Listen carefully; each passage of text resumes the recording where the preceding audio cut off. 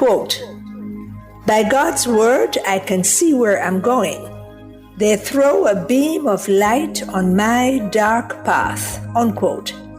Psalm 119, verse 105.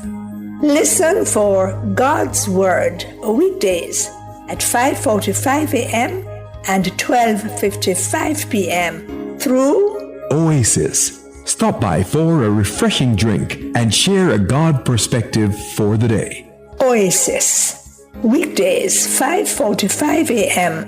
and 12:55 p.m. right here on Nationwide, a revolution in media. The rebroadcast of the Oasis can be heard weekdays at 5:45 a.m. Ready to tackle that building project? Start right. Start here at H&L Rapid True Value for building supplies. The time by H&L Rapid True Value is Nationwide time, 5 o'clock. Learn about smart betting strategies with AnyBet. Bet wisely, enjoy responsibly, and maximize your success. The temperature by AnyBet is 30 degrees Celsius in Kingston and Montego Bay. From the Nationwide News Network, comprehensive, incisive, tough. This is Nationwide at 5. Good afternoon, I'm Ricardo Brooks. And I'm Robianne Williams. In Nationwide News at this hour, high bills and lack of opportunities for renewable energy. Those are two of the key factors that influence the government's decision not to renew JPS's license. The arrangements in relation to the license is deeply flawed and in need of significant reform. But JPS is reacting with grave concern at the government's decision. And Philip Paulwell says the government must ensure that future negotiations on a new license results in lower costs for Jamaicans. The conditions under which the JPS license was granted in 2001 have changed substantially, and this reality demands new terms. Andrew Holness warns JLP candidates to avoid all forms of vulgarity on the political platform. In news from the rest of the world, Trump tightens U.S. policy on Cuba. Jury in Diddy trial to continue deliberations tomorrow after reaching partial verdict. In headline sports, Kishane Thompson among 6 newly minted national champions for Eugene Diamond League meet on Saturday. And later in our broadcast, in the cover story at 5:35, the Energy Minister Darrell Vaz says the government will not be renewing the JPS license under the current terms. I wrote the Jamaica Public Service Company and gave formal notice of the government's intention upon expiration of the current all-island license not to renew under existing terms. The minister will join us. In public opinion at 6:26, we ask, what's your reaction to the government's decision to not renew the JPS license? Give us your comments by logging on to our Facebook page, Nationwide News Network, and by tweeting us at Nationwide Radio, and message us on WhatsApp at 876-285-5693. You can also leave your comments on Instagram at Nationwide 90FM. In the nation's business at 6:40, you'll hear a paid broadcast of last Friday's Senate debate on the Pradial Larceny Amendment Act. You'll hear contributions from government senators Kamina Johnson-Smith, Apka Fitzhenley, and Marlon Morgan. From 7 to 8, it's Nature's Remedies with Dr. Denise Daly. Tonight we'll be looking at the Devil's Horsewhip. At 8, it's Prescription for Life with Dr. Andre MacDonald. All these and more as we take you home on air on your mobile. Nationwide 90 FM, Nationwide Radio, JM.com, and on the Nationwide app. It's available on the Google Play and the App Store. This Tuesday afternoon, it's Tuesday, the first day of the best month, 2025.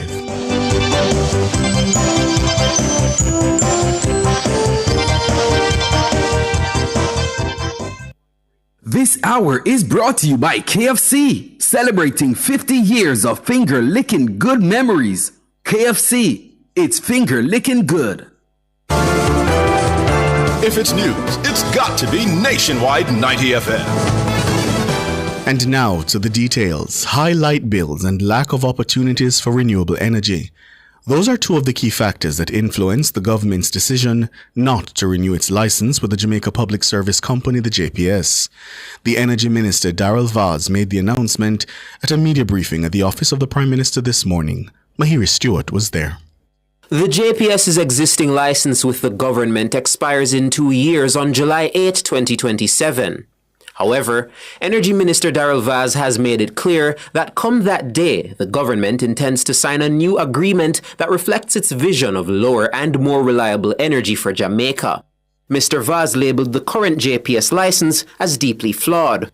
I think we can all agree that the people of Jamaica have not been served well by the existing electricity supply arrangements. The terms and conditions under the current license has yielded electricity prices which are amongst the highest in the region. The arrangements in relation to the license is deeply flawed and in need of significant reform. The current juncture represents the first opportunity presented to the current administration of Prime Minister Honis to secure terms which better serve the people of Jamaica. We take this duty seriously. Minister Vaz says the license does not allow the government to incorporate renewable energy into the national grid at a level that would satisfy it. The development where the government of Jamaica has essentially formally notified the JPS of its intention to, at the expiration of the current license, not pursue renewal under existing terms, has come in the context of developments in the wider electricity sector where there has been a significant global reduction in the cost of renewables. The government of Jamaica is determined that consumers of electricity in Jamaica should be placed in the best position to benefit from these developments. The current licensing arrangements with the JPS does not provide sufficient incentives to bring renewables into the grid at the scale, and it provides for generation via imported fossil fuels, which is not cost effective. It is over time to reform. He further notes that whichever company the government chooses for 2027 onward, be it JPS or a new one, that license will result in more affordable electricity costs for Jamaicans.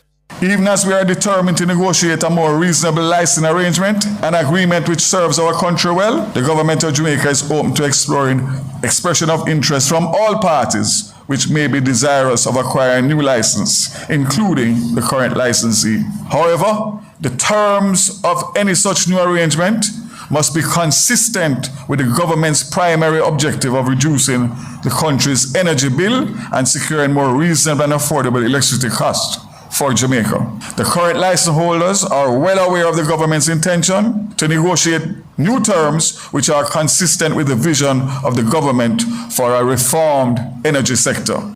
Mahiri Stewart for Nationwide News. And in response to the government's announcement, JPS has expressed a grave concern at the decision not to renew its license. President and CEO of the JPS, Hugh Grant, says the development has several implications for the energy sector and for the country in general. The company confirmed that it's in receipt of a formal notification from the government indicating its intention of acquiring the licensed business at the expiration of the term of the license on July 8, 2027. Mr. Grant says the JPS leadership, shareholders and legal teams will review the implications while engaging key stakeholders. He says, regardless of the path forward, customers can be assured that JPS remains steadfast in its commitment to deliver safe, reliable, resilient and cost-effective electricity service to the nation. Meanwhile, opposition spokesman on energy Philip Paulwell says the government must ensure that future negotiations on a new electricity license results in lower energy costs for Jamaicans. I have long held the view that the conditions under which the JPS license was granted in 2001 have changed substantially, and this reality demands new terms that better serve Jamaicans today. Electricity prices have risen from about US 25 cents per kilowatt hour in 2016 to US 40 and beyond today, driven in large part by heavy taxation and neglect in government policy. After 9 years in office, the government is only now waking up to the reality that the high cost of electricity is strangling growth. The opposition spokesman notes that he had also urged Minister Vaz to establish a team to prepare for negotiations from as early as 2023. Mr. Paulwell says, given Tuesday's announcement, negotiations must result in fairer terms and real competition. He's further criticizing the Holness administration for abandoning the country's Energy Council.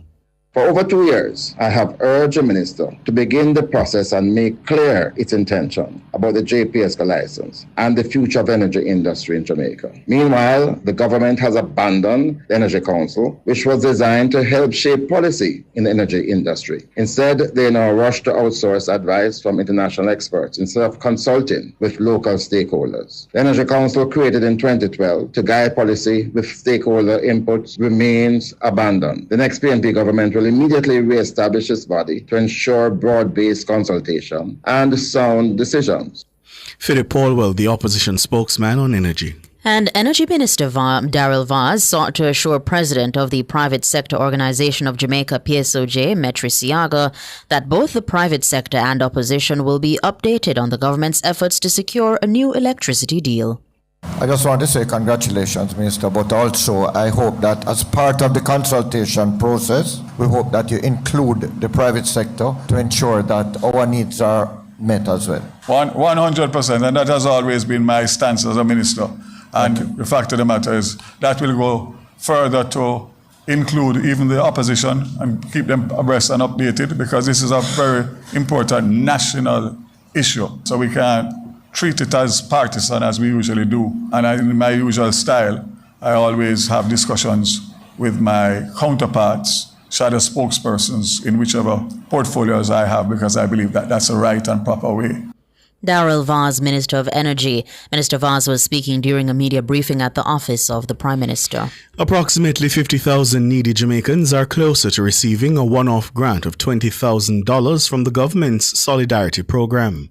The Labour and Social Security Minister, Pernell Charles Jr., told the Parliament today that MPs will be asked to provide the names of some of the individuals to benefit from the program.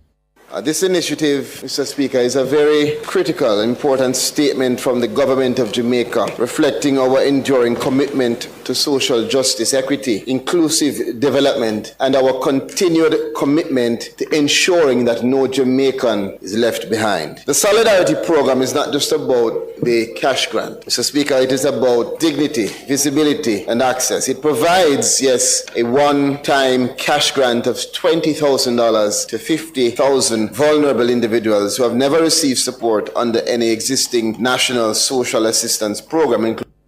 The Solidarity Program will target the elderly and unattached youths between 18 and 35.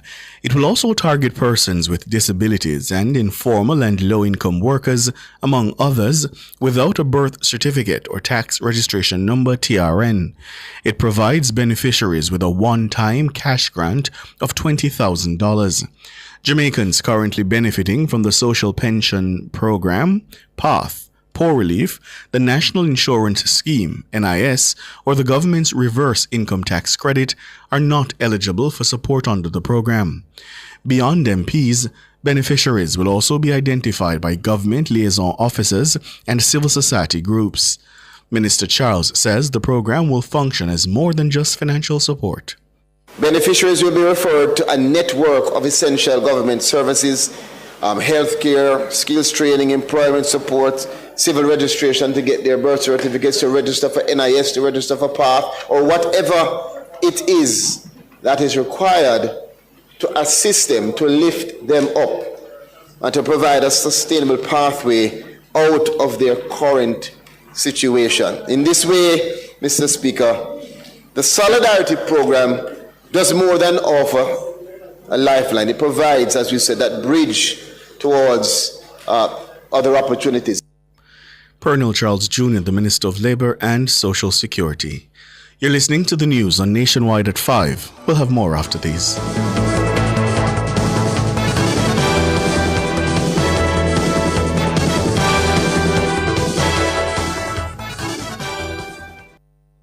It's IQ Optical's sizzling summer sale. For this month only, get 50% off lenses when you purchase a frame. Kids get free lenses with a purchase of a frame. Make the intelligent choice with IQ Optical. Conditions apply. The time by IQ Optical is... It's 14 minutes after 5. Rentokil Initial offers air purification solutions with triple filtration and unique auto-sensing capabilities that neutralizes malodor and replaces it with clean air. Call Rentokil Initial at 926-4236 for more details. The temperature by Rentokil is 30 degrees Celsius in Kingston and Montego Bay. 50 years of dreams. 50 years of finger-licking good memories, yeah. Thank you, Jamaica, for 50 years of finger-licking good memories. KFC, it's finger-licking good.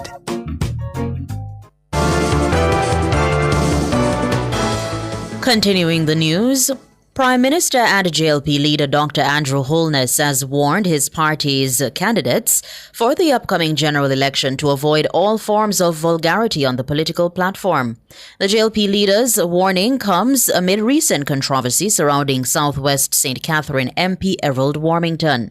Warmington dropped a string of curse words while addressing Labourites in Westmoreland on Sunday. But according to his party leader, that kind of conduct has no place in the JLP's campaign. Dana Davey has more in this report. The Prime Minister and JLP leader has specifically denounced platform statements that can be interpreted to be promoting discrimination, violence, racism, misogyny, and objectification. Dr. Andrew Holness says that kind of conduct does not represent who Labourites are or what the party stands for. He says the conduct of his party's 63 candidates must represent the party's values, reinforce its achievements, and exemplify its vision. Dr. Holness warned the candidates that there must be no distractions from the party's message as it asked the electorate to consider its achievements in government. He says the focus must be on the party's demonstrated capabilities in government to take on what he describes as intractable problems and execute ambitious programs to transform Jamaica. Dr. Holness advised his candidates that the party secretariat would shortly be in contact to review the operational standards and reaffirm compliance. After outlining what he says are the significant achievements in government, the JLP leader told his candidates that by their actions they must show that they are the best choice for Jamaica. The matter of race has repeatedly been raised from JLP platforms as various candidates have taken opposition leader Mark Golding to task over his racial heritage and his loyalty to Jamaica. Errol Warmington, who has emerged as one of the main proponents of the racial message against Mr. Golding, has insisted he is not racist but rather a realist. He insists that Mr. Golding has questions to answer and has urged Jamaicans not to vote for a man he alleges is descended from slave owners. Dana Davey for Nationwide News. The sentencing hearing for the 3 JCF members charged in connection with the death of 31-year-old Mario Dean in 2014 is underway. The hearing began today in the Westmoreland Circuit Court. The 3 accused are Corporal Elaine Stewart and District Constables Marlon Grant and Juliana Cleven. All 3 were found guilty of manslaughter and misconduct in a public office on May 22 this year. Stewart was found guilty of an additional charge of perverting the course of justice. The trial of the 3 JCF members charged in connection with Dean's death began in March this year, nearly 11 years later. Dean was arrested on August 3, 2014 for possession of a ganja spliff.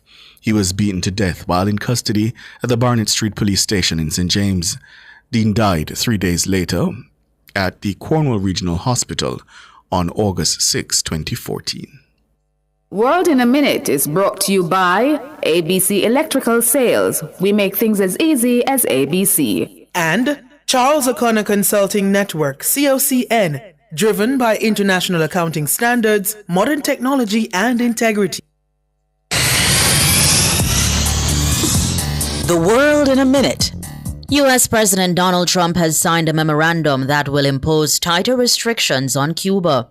The move is aimed at reversing some of the measures introduced by the Biden administration, which eased U.S. pressure on the communist-run country. According to the BBC, the White House says it would enforce an existing ban on American tourists going to Cuba more stringently. Additionally, it would oppose calls by international organizations such as the UN to end the U.S. economic embargo on the Caribbean nation. In a fact sheet published on its website, the White House said it would end economic practices that disproportionately benefit the Cuban government, military, intelligence, or security agencies at the expense of the Cuban people. Cuban Foreign Minister Bruno Rodriguez, reacting to the development, says the memorandum strengthens the aggression and economic blockade that punishes the whole Cuban people and is the main obstacle to their development. The new memorandum says compliance with the existing policy will be enforced through regular audits and mandatory record keeping of all travel-related transactions for at least 5 years. The judge has told jurors in Sean Diddy Combs' criminal trial to continue deliberating into tomorrow. This after they reached a partial verdict today, the second day of their deliberations. The jury reached a verdict on 4 of the 5 counts Diddy faces, but they are undecided on the racketeering conspiracy charge. The court has now adjourned for today, but the judge has instructed the jurors to return for more deliberations tomorrow. If convicted on the racketeering charge, Combs faces up to life in prison. After nearly 24 hours of debate, the U.S. Senate has approved President Donald Trump's massive tax cut and spending bill. Passing by the narrowest of margins, the bill, as it stood on Tuesday, contained key parts of the agenda he campaigned on last year. Trump, in celebrating its passage, says it's a great bill and there is something for everyone. But in fact, while lawmakers may have gotten something they wanted, they likely faced concessions to achieve that and ultimately to push the bill through the House on Tuesday. The bill includes massive new funding of $70 billion for Trump's immigration priorities. It boosts defense spending and makes the tax cuts Republicans passed in Trump's first term, permanent. To offset this loss, it cuts funding for Biden-era environmental programs and Medicaid, the health insurance program for low-income Americans. World in a Minute was brought to you by ABC Electrical Sales. We make things as easy as ABC. And Charles O'Connor Consulting Network, COCN, driven by international accounting standards, modern technology, and integrity. Recapping the top stories making nationwide news at this hour. High bills and lack of opportunities for renewable energy. Those are 2 of the key factors that influence the government's decision not to renew JPS's license. But JPS is reacting with grave concern at the government's decision. And Philip Paulwell says the government must ensure that future negotiations on a new license results in lower costs for Jamaicans. I'm Ricardo Brooks. And I'm Roby Ann Williams. Listeners, you can find the news on our website at nationwideradiojm.com and on the Nationwide app. It's available on the Google Play and the App Store. News next. The headlines at 6.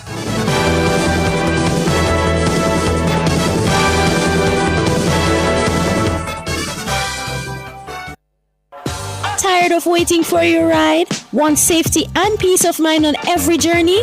Amber On Time is here! With verified drivers, real-time vehicle tracking, and panic button with armed security response, your safety is our priority. Reliable service, easy booking, premium experience, it's all just a tap away. Download Amber On Time today! 50 years of dreams. 50 years of finger-licking good memories, yeah. Thank you, Jamaica, for 50 years of finger-licking good memories. KFC, it's finger-licking good. Residents of Portmore, you spoke and we listened. JPS is returning to the Sunshine City. Starting July 2025, you'll be able to visit the My JPS Care Hub inside Fontana Portmore. Get answers to queries related to billing, payment, prepaid electricity, service requests, and more. Our agents will be on the ground to ensure you are in and out in no time. Look out for the My JPS Care Hub in Fontana Portmore, coming this July. JPS, powering what matters. Sports at 5 is brought to you by Total Tools. Total Tools, every tool, every trade.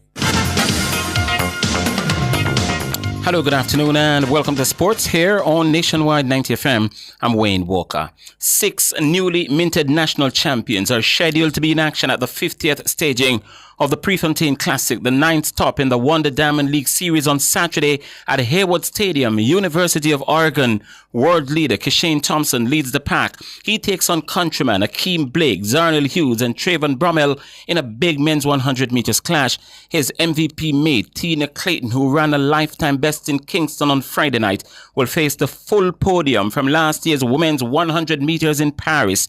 Julian Alfred, Shakira Richardson and Melissa Jefferson Wooden in a stacked 100 meters field. Megan Tapper, still on a high from Sunday night's cracking victory, will have a rematch with national record holder Akira Nugent and the reigning world champion Danielle Williams in the 100 meters hurdles. Brian Lavelle is also entered with fellow national champions Ralford Mullings and Achilles Smith. Women's 400 meters runner-up at the national championship, Dejanay Oakley, will face her Georgia University teammate Alia Baker in a repeat of the NCAA 400 meters final, looking to avenge the defeat. Former Jamaican West Indies batting stylist Lawrence Yagaro says the current West Indies Test squad has the talent to develop into a very good outfit. Rowe, who was speaking on I-95 FM at the weekend, says the inconsistency of the players must be addressed if they are to get to the next level, especially the batters. I think that this squad has some talent in it. Yeah, I was very impressed with the bowling. I thought the bowlers bowled extremely well. I mean, the batting, we have some people who seems to be able to bat, and then we have some who make some stupid mistakes that can cost you a lot. But I believe that there is enough talent there that if we harness it well and they get the picture that they have to seek their greatness, as individuals, I think we'll be all right later on now. Rowe also says that comparing the modern-day West Indies players to those of the past is not necessarily a good thing. Instead, he says the current players must be allowed to carve out their own niche. Sometimes we try to compare the modern era with the guys of the past. They have to look their greatness now, and we have to support them and try to put the best out there, and then we will eventually get there.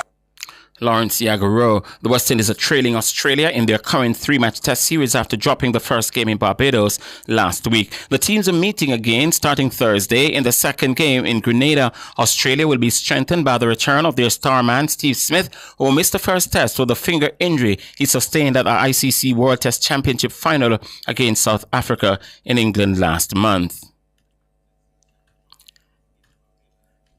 South Africa on Tuesday completed a massive 328-run victory over Zimbabwe on the final day of the first cricket test in Bulawayo. Set 572 for victory, the home team slipped to 82 for 6, and it took a 7th-wicket partnership of 83 from Craig Irvine and Wellington Masakadza to frustrate the Proteas and delay the inevitable.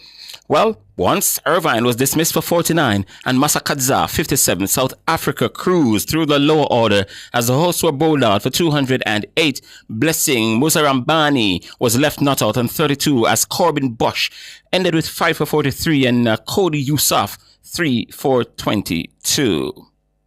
Europe's most successful football club, Real Madrid, are through to the last 8 of the FIFA World Club Championships in the United States after beating Italy's Juventus 1-0 in their round of 16 tie at the Hard Rock Stadium in Miami this afternoon. Gonzalo Garcia scored the winner in 54 minutes, reacting quickest in the Juventus 6-yard box to head home a perfectly weighted right-sided cross from Trent Alexander-Arnold. Bellingham puts inside, onto his left foot, onto his right foot, Sati Gregorio. And Valverde, Vini Jr. onto the penalty spot, headed away at the back by Lloyd Kelly. Alexander-Arnold, there's the header! Gonzalo Garcia! Who needs Kylian Mbappe when you've got young Gonzalo Garcia? The last 16 continues this evening with a clash between the German outfit Bundesliga team Borussia Dortmund against Monterrey of Mexico, and it starts at 8 o'clock Jamaica time tonight. Head coach of Harborview's under-17 football team, Sidney McFarlane, is lauding his young players. Harborview won the recently concluded CASAFA tournament, and McFarlane believes this latest success extends beyond just the players and coaching staff. Winning the CASAFA under-17 tournament is wasn't only pleasing for myself and the players, but for the entire management and coaching staff, and also the Harborview club fraternity, everybody, because we haven't won this tournament in a while, and we have been doing good, but we haven't been getting the success over the years, and all of us are very pleased. We're very happy. We are, words, can't explain, but we all are grateful.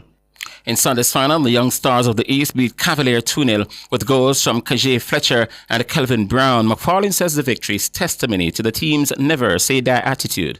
This victory really can enhance us because most of the boys been through it in terms of being there and didn't get the success, and now they have gotten this success. So it can be or is what they had been preparing for from the start of the season. And the veteran coach says a large part of the squad will be back next year. For the number of players that can participate next season, we have, I would say, around 15 players that can play back for next season. Sidney McFarlane, coach of the Harborview Under-17 football team. That's sports. We're going to be back with more, though, at 6:05 this evening.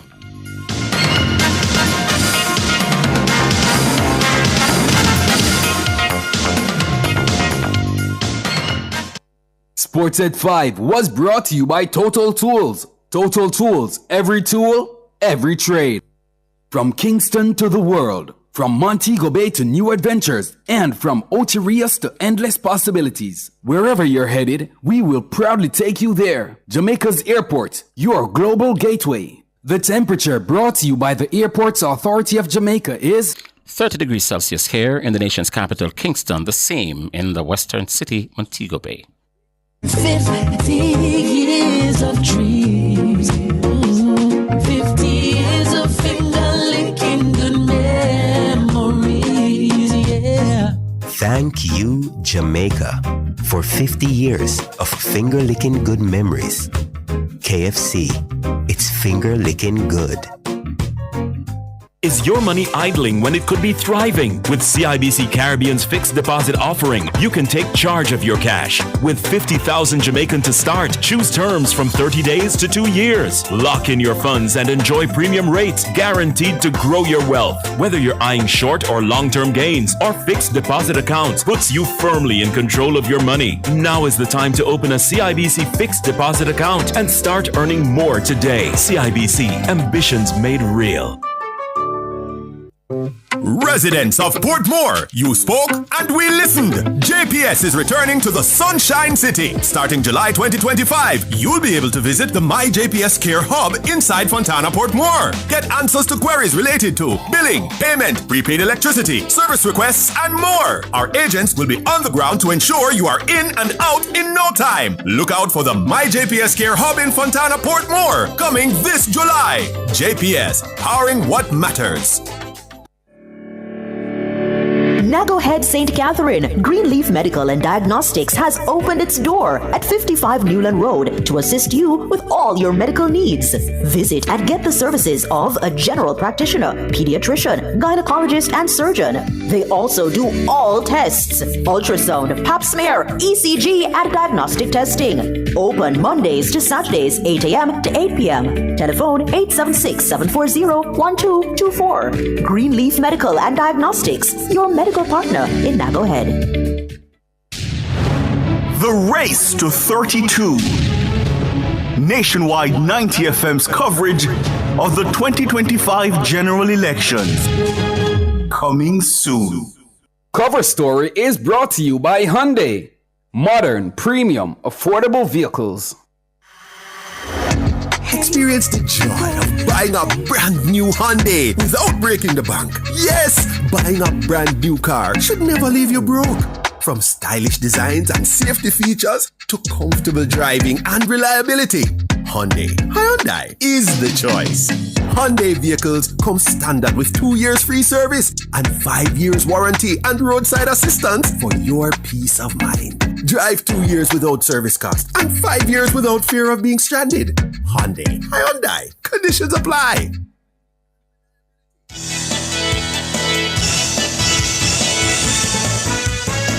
Good afternoon. Thank you so much for joining us here Nationwide at 5. I'm Cliff Hughes. Good afternoon, listeners. My name is Ricardo Brooks. How are you, Cliff? I'm all right. And you? I'm doing well. Good. Well, in a stunning development, the government of Jamaica said today it will not renew its license with the Jamaica Public Service Company, the JPS, under the current terms.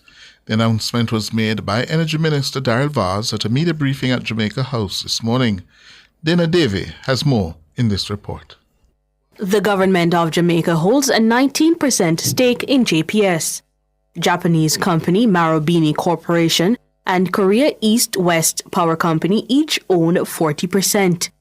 The energy minister says it is not the government's intention to return JPS to state ownership. He says the administration is committed to pursuing the best deal under the most favorable terms for all Jamaicans. In the meantime, the announcement comes a week ahead of the July 8 deadline for the government to signal its intent to negotiate a new license. JPS is the sole distributor of electricity in Jamaica. The company was first granted an all-island electricity license in 1966. A few years later, the government took over the privately owned company and gained a controlling interest. In 2001, JPS was granted a 20-year exclusive license. The license was amended and reinstated in 2011, extending the license term by another 20 years. It was ruled invalid in 2012, but was later overturned by the Court of Appeal. And in response to the government's announcement, President and CEO of the JPS, Hugh Grant, says the development has several implications for the energy sector and for the country in general. In a statement on Tuesday, Mr. Grant says the JPS leadership, shareholders, and legal teams will review the implications while engaging key stakeholders. He says regardless of the path forward, customers can be assured that JPS remains steadfast in its commitment to deliver safe, reliable, resilient, and cost-effective electricity service to the nation. The company confirmed that it's in receipt of a formal notification from the government indicating its intention of acquiring the licensed business at the expiration of the term of the license on July 8, 2027. Dana Davey for Nationwide at 5. And in the meantime, opposition spokesman on energy Philip Paulwell says the government must ensure that future negotiations on this new electricity license results in lower energy costs for Jamaicans. I have long held the view that the conditions under which the JPS license was granted in 2001 have changed substantially, and that this reality demands new terms that better serve Jamaicans today. Electricity prices have risen from about US 25 cents per kilowatt hour in 2016 to US 40 and beyond today, driven in large part by heavy taxation and neglect in government policy. After 9 years in office, the government is only now waking up to the reality that the high cost of electricity is strangling growth. That's Philip Paulwell. He notes that he had also urged Minister Vaz to establish a team to prepare for negotiations from as early as 2023. Mr. Paulwell says given Tuesday's announcement, negotiations must result in fairer terms and real competition. He also criticized the Holness administration for abandoning the country's Energy Council. For over 2 years, I have urged the minister to begin the process and make clear its intention about the JPS license and the future of energy industry in Jamaica. Meanwhile, the government has abandoned the Energy Council, which was designed to help shape policy in the energy industry. Instead, they now rush to outsource advice from international experts instead of consulting with local stakeholders. The Energy Council, created in 2012 to guide policy with stakeholder inputs, remains abandoned. The next PNP government will immediately re-establish its body to ensure broad-based consultation and sound decisions. Philip Powell, the opposition spokesman on energy. We're now being joined by the country's energy minister, Darrell Vaz. Good afternoon, Minister. Afternoon to you, gentlemen. Afternoon to everybody, listeners. Minister, my first question. Isn't this just a move for you to show that you want to go into these negotiations with a strong hand? You want to send a signal to JPS? Well, the truth of the matter, that's my responsibility as minister, and that's the responsibility of the government. The choice is very clear-cut. Going to renegotiate an existing license, which even the shadow spokesperson has just admitted was flawed and not realistic in this day and age, agrees with my position and the government's position. So the fact of the matter is that we will go into the next negotiation with whoever it is in a very strong position, because we are starting from scratch. We are negotiating a brand new license, and nothing else can work. So what is the process from here on? You're formally advised JPS of your intent, yes? What next? So discussions will start immediately, and basically it is all dependent on how those negotiations proceed. That will dictate the government's next moves. But what we do have is an open hand to be able to do as is required to get the best possible deal. Whereas in these current circumstances, we would go into any negotiation hamstrung, and we would not get the desired result. So those discussions that will start immediately are with whom or what organization? They first have to start based on the letter that was written to JPS, under the section that it was written, specific to what the conditionality is with this particular option that we have chosen, to discuss to see exactly what the JPS's position is, which I'm sure that they will come up with as the President said, he's having discussions, etc. But the bottom line is that 2 years is not a long time. Not a long time to negotiate a new license.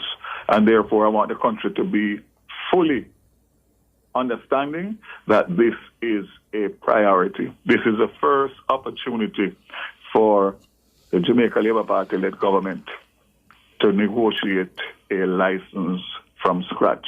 And we are not going to miss the opportunity to deliver to the people a license that is in the government's favor, the people's favor, and the country's favor. And I have no apology for that.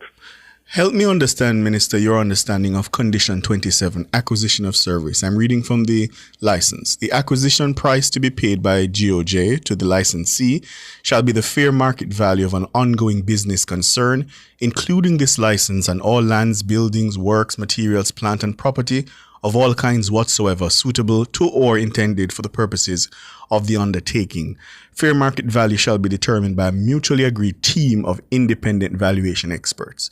Following on Cliff's question, does that mean now that you've given this notice that this team must now be assembled to review JPS's finances? It says that you shall have the right by the valuators to inspect all the licenses, property, and its books of accounts and records. So are you moving in that direction now, or are you just having conversations? That is what the section says. Yes. The letter that was written was specifically written in legal language to make sure that there's no diversion from exactly what is stipulated that the government must do.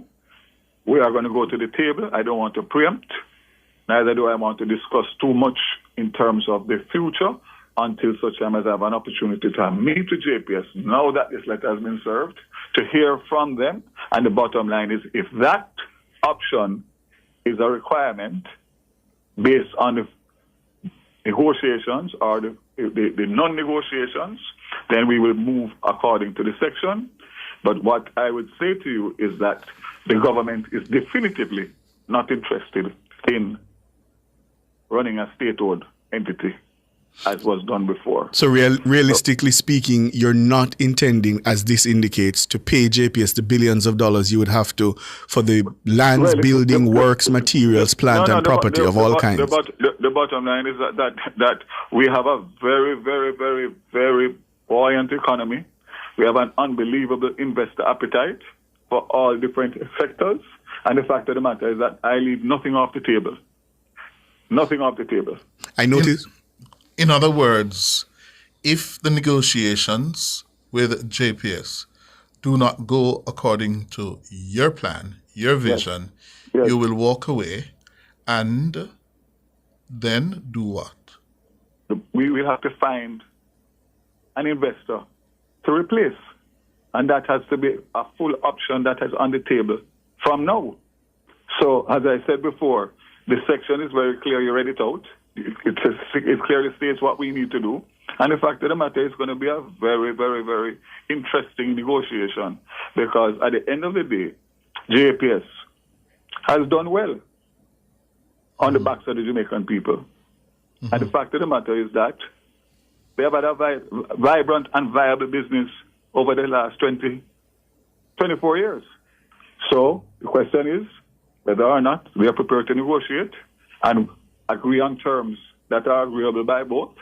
But if they're not, our options are there, and I can again assure the Jamaican people that this opportunity will not be missed. Will not be missed. You would have considered that the risks. Isn't this a very risky gamble you're taking? Listen. In business and in governance, you have to do what you have to do to make sure that you protect the rights of the people, and that's what we were elected for. And the fact of the matter is, we are going to proceed based on the letter that was written today in good faith, to have good faith discussions. And if those good faith discussions lead us to where we can find common ground, great. If not, options are open and options will be exercised. And that's why you had the finance minister with you this morning. You talked about I wanted to make, first of all, anything that I do, you know that I do it properly. So this has so much implications, and it's such a high-risk game that I have to make sure that my Minister of Finance and Ministry of Finance and my cabinet colleagues are aware. So this decision is a decision that was put together by my team at Ministry with some consultants, and basically I just wanted to make sure that the cabinet and the country understands where we are going, why we are doing what we are doing. But as I said, doing nothing is not an option. And without reform, the situation will get worse. Hold it for us. The existing license is flawed. The people have paid through their teeth for it over the 20 years. And the fact of the matter is that it's time now that we get a deal that is beneficial to the country and the people of Jamaica. Hold it for us, Energy Minister Daryl Vaz. We're up on our first break.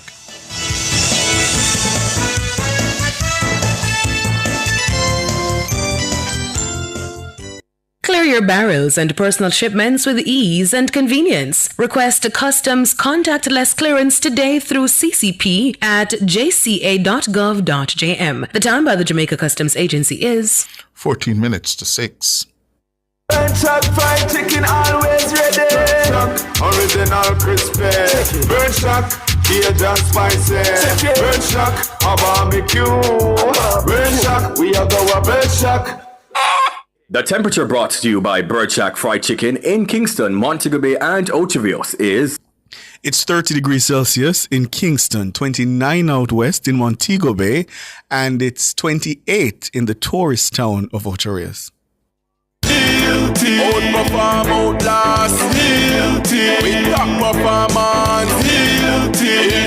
performance. Jackhammer. Reliable, full stop, not comma. We have the expertise for drilling and demolition. We have the power tools for plumbers and electrician. Fan select tools, free parts and free repairs. 3 parts, free repairs. 2 to 3 years. Hilton, available at Delta Supply, 106 Hagley Park Road. Call us at 876-302-61114. Delta Supply, we service what we sell. 50 years of dreams. 50 years of finger-licking good memories, yeah. Thank you, Jamaica, for 50 years of finger-licking good memories. KFC, it's finger-licking good. Experience the joy of buying a brand new Hyundai without breaking the bank. Yes, buying a brand new car should never leave you broke. From stylish designs and safety features to comfortable driving and reliability, Hyundai is the choice. Hyundai vehicles come standard with 2 years free service and 5 years warranty and roadside assistance for your peace of mind. Drive 2 years without service cost and 5 years without fear of being stranded. Hyundai. Conditions apply.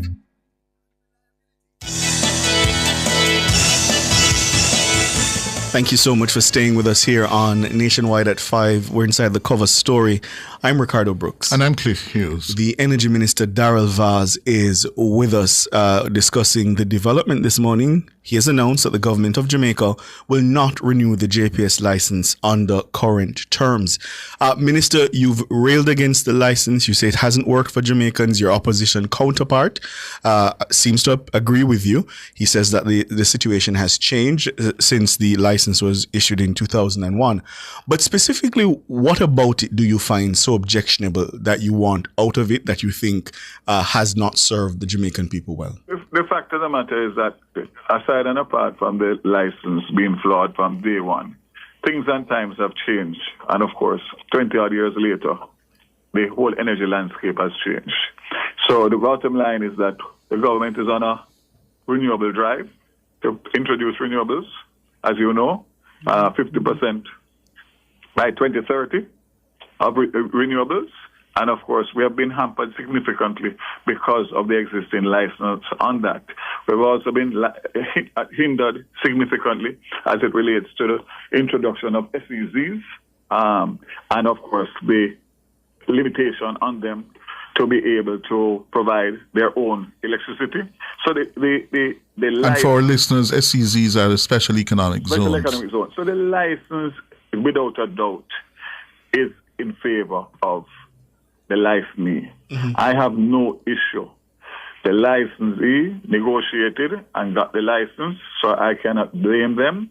I can blame the previous administration for the license that was negotiated. So I want to make that distinction. This is not about beating and battering JPS. I've had my issues with them, but I don't bring that into this. So when people ask me about Beryl has nothing to do with this. This is fundamental. Let me just give you a kind of idea as to what I mentioned last year after Beryl. The Emergency Development Fund that is overseen by the OUR is funded from the customers of JPS as part of their monthly bill. In 2024 December, it had a balance of $52.7 million. By this time, it should be about $53 million. U.S. JPS made a claim after Beryl for $26 million, for which they got $9 million. So if you take that, it would be a balance of $17 million. Not one customer of the Jamaica Public Service can access a benefit from a fund that they are funding. Yet still, the licensee is able to claim $26 million out of that fund, despite the fact that they were not responsive in recovering us from Beryl. So the fact of the matter is that whether they took a month, 3 months, or 6 months, at the end of the day, they have a bill and they submit the bill. OUR go through it, assess it, and pay according to what their assessment finds. So that is just one aspect of the inequity that is not going to continue, because when this new license is renegotiated or negotiated, yes, this is one of the things that's going to be dealt with up front, because this is a travesty. How many thousands or hundreds of thousands of persons were severely damaged, lost all of their poultry, their stock, their freezers with their goods that they sell, and they can't claim back 10 cents?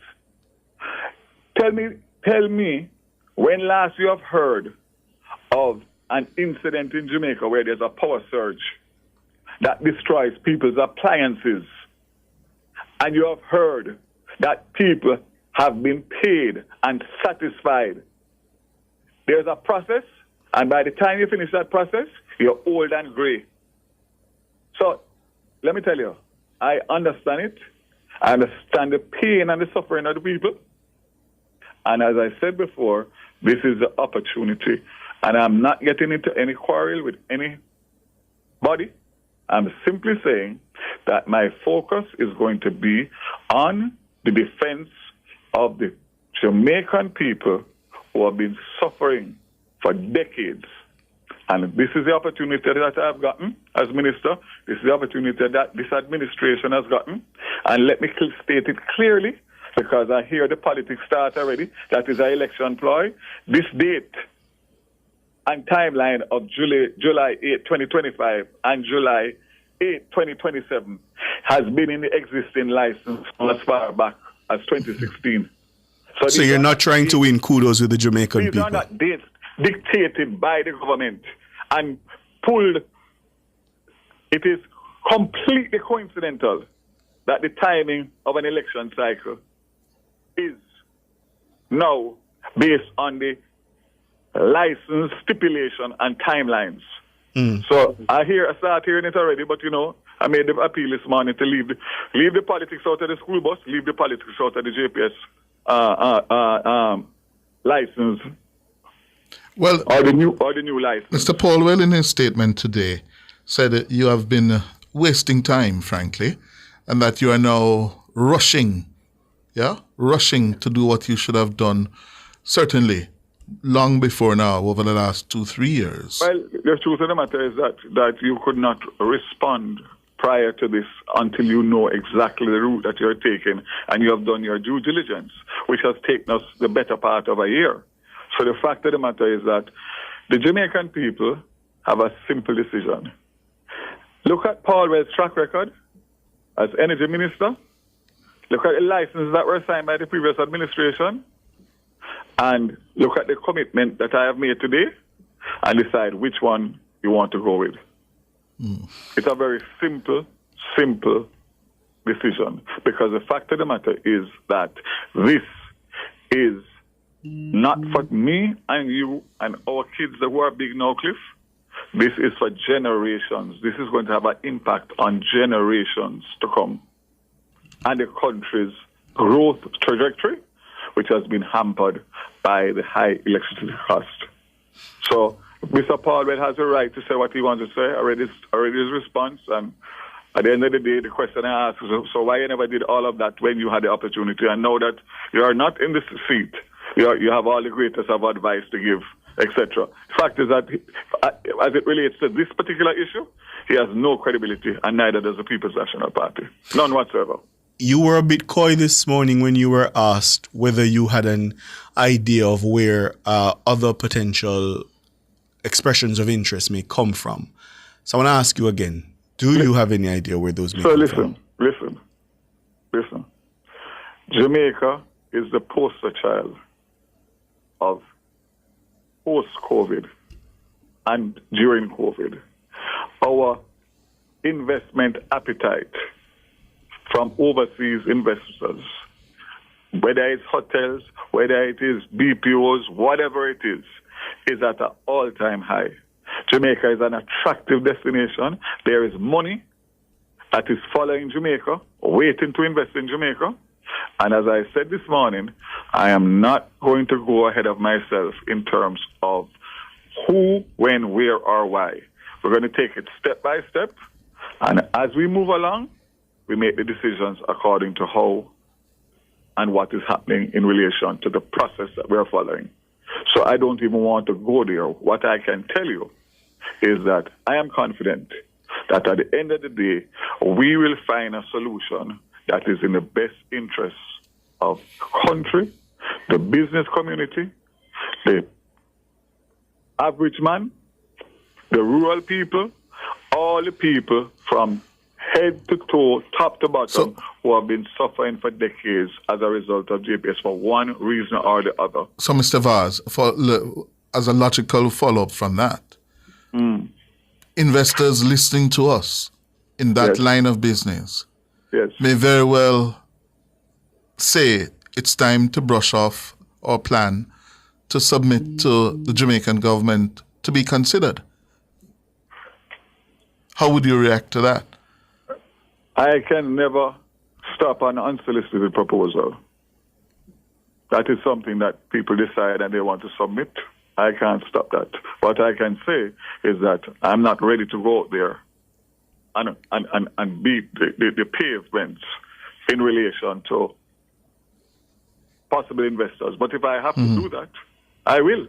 I will put together a team, form a team to roll and beat the pavement internationally.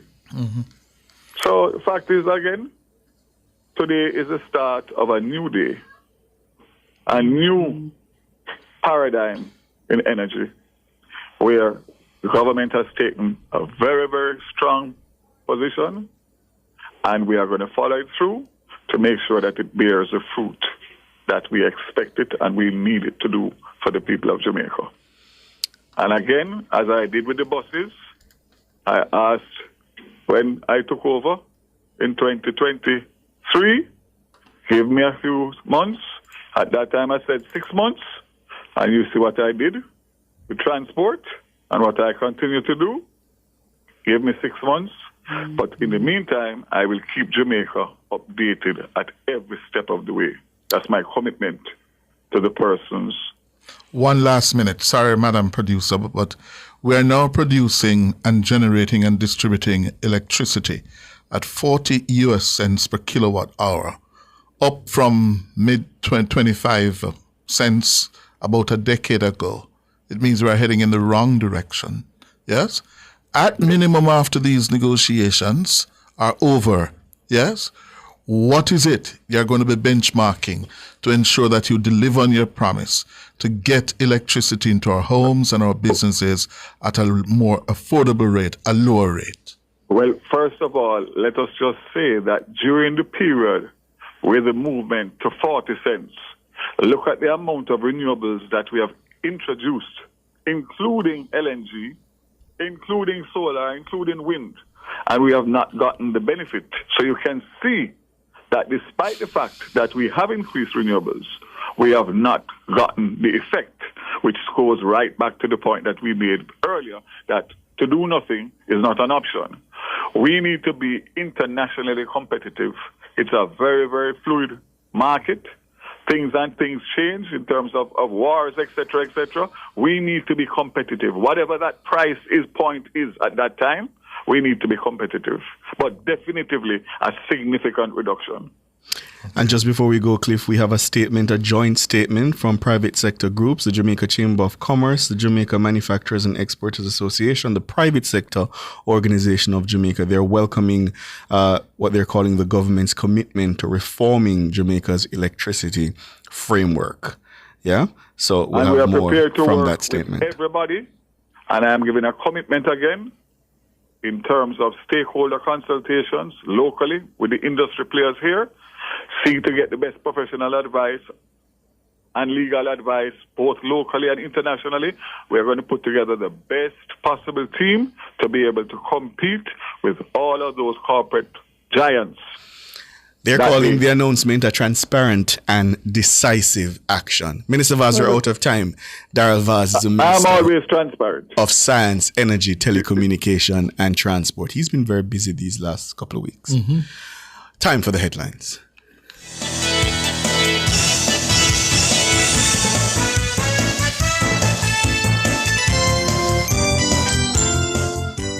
Cover Story was brought to you by Hyundai. Modern, premium, affordable vehicles.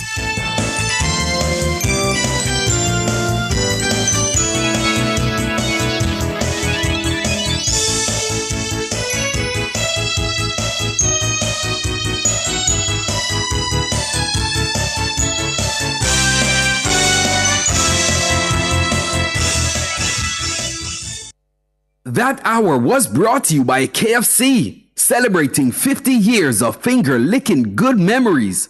KFC, it's finger-licking good. The time brought to you by Guardian Life. Live secure, live easy is 3 minutes after 6.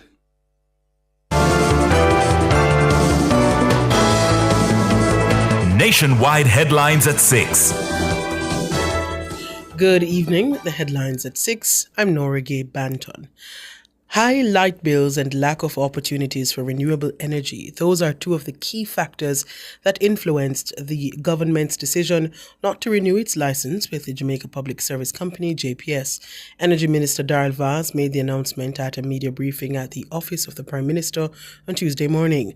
The JPS's existing license with the government expires in 2 years on July 8, 2027. However, Minister Vaz has made it clear that come that day, the government intends to sign a new agreement that reflects its vision of lower and more reliable energy for Jamaica. Mr. Vaz labeled the current JPS license as deeply flawed.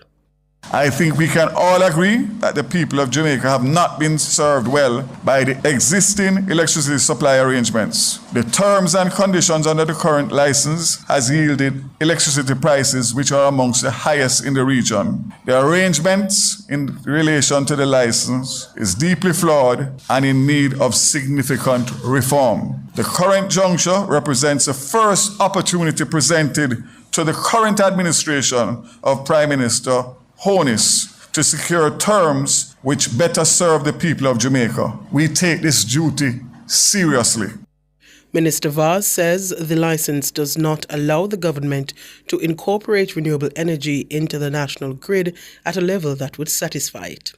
The development where the government of Jamaica has essentially formally notified the JPS of its intention to, at the expiration of the current license, not pursue renewal under existing terms, has come in the context of developments in the wider electricity sector where there has been a significant global reduction in the cost of renewables. The government of Jamaica is determined that consumers of electricity in Jamaica should be placed in the best position to benefit from these developments. The current licensing arrangements with the JPS does not provide sufficient incentives to bring renewables into the grid at the scale, and it provides for generation via imported fossil fuels, which is not cost effective. It is over time to reform.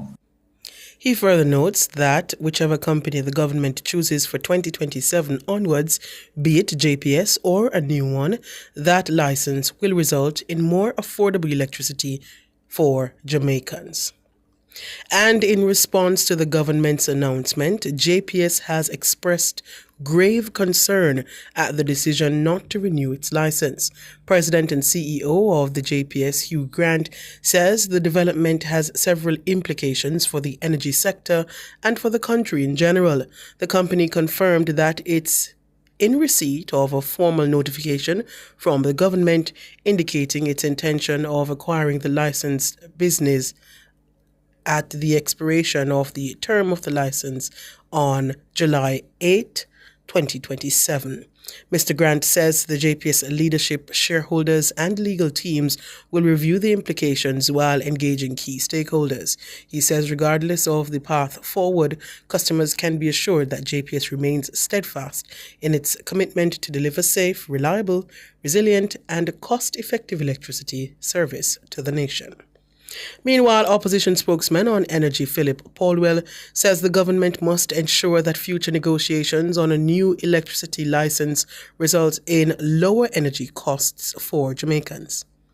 I have long held the view that the conditions under which the JPS license was granted in 2001 have changed substantially, and this reality demands new terms that better serve Jamaicans today. Electricity prices have risen from about US 25 cents per kilowatt hour in 2016 to US 40 and beyond today, driven in large part by heavy taxation and neglect in government policy. After 9 years in office, the government is only now waking up to the reality that the high cost of electricity is strangling growth. He notes that he had also urged Minister Vaz to establish a team to prepare for negotiations from as early as 2023. Mr. Paulwell says, given Tuesday's announcement, negotiations must result in fairer terms and real competition. He's further criticizing the Holness government for abandoning the country's Energy Council.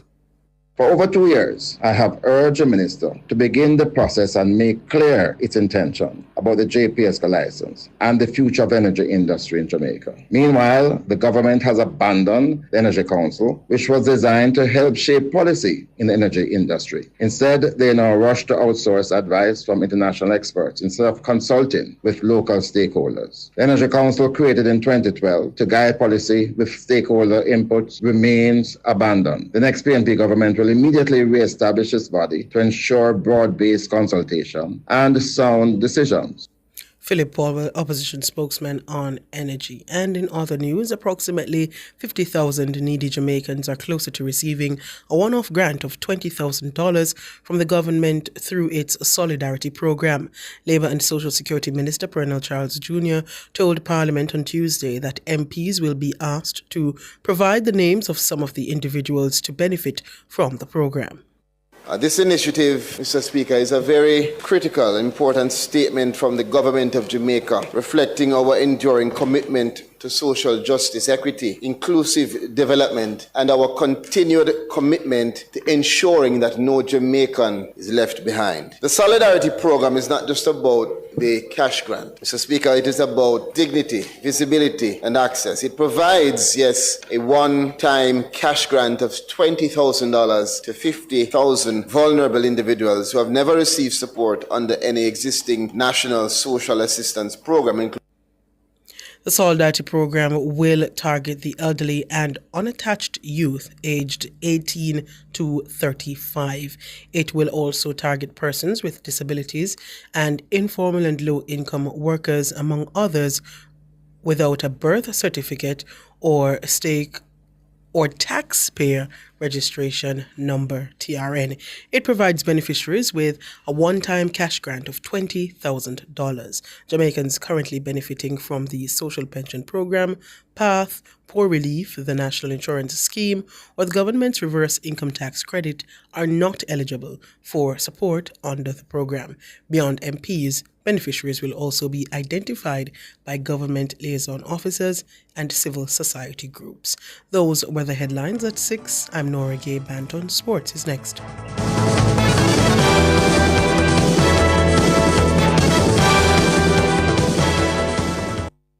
Looking for superior quality transportation from an international award-winning provider? Well, look no further. Choose Island Car Rentals, Jamaica's leading car rental company, setting the standard for quality transportation in Jamaica. For over 50 years, Island Car Rentals has been your trusted partner for reliable, top-quality vehicles. But we're more than just a car rental company. Need an airport transfer at any hour? Heading out of town and want to travel in style with a private chauffeur? Need a truck to rent for business or personal use? Or maybe you need a customized shuttle or tour for a large or a small group. Whatever your transportation need, Island Car Rentals has you covered. Call us today at 876-926-8012 or 876-929-5875 or visit www.islandcarrentals.com to book your next trip. Because Island people take better care of you. You've led teams, built businesses, and influenced change. Now, lead research that transforms your field. Apply now for the University of the Commonwealth Caribbean's Doctor of Business Administration or Doctor of Professional Practice. Flexible, research-based, and designed for working professionals. All UCC programs are accredited by the University Council of Jamaica. Learn more and apply online at ucc.edu.jm. UCC, fostering leadership and innovation. 50 years of dreams, 50 years of finger-licking good memories, yeah. Thank you, Jamaica, for 50 years of finger-licking good memories. KFC, it's finger-licking good. Plug into the sun with Peak Energy Solutions. We are your affordable provider for everything solar. grid tie or off-grid solar P systems, solar air conditioners, panels, lithium batteries, solar supplies, and installation. Visit us at Shop 1, 3 Mosquito Valley Road, Red Hills, St. Andrew. Call 876-279-8820 or 944-0668. Or email us at peakenergysolutionsja@gmail.com. Peak Energy, for everything solar.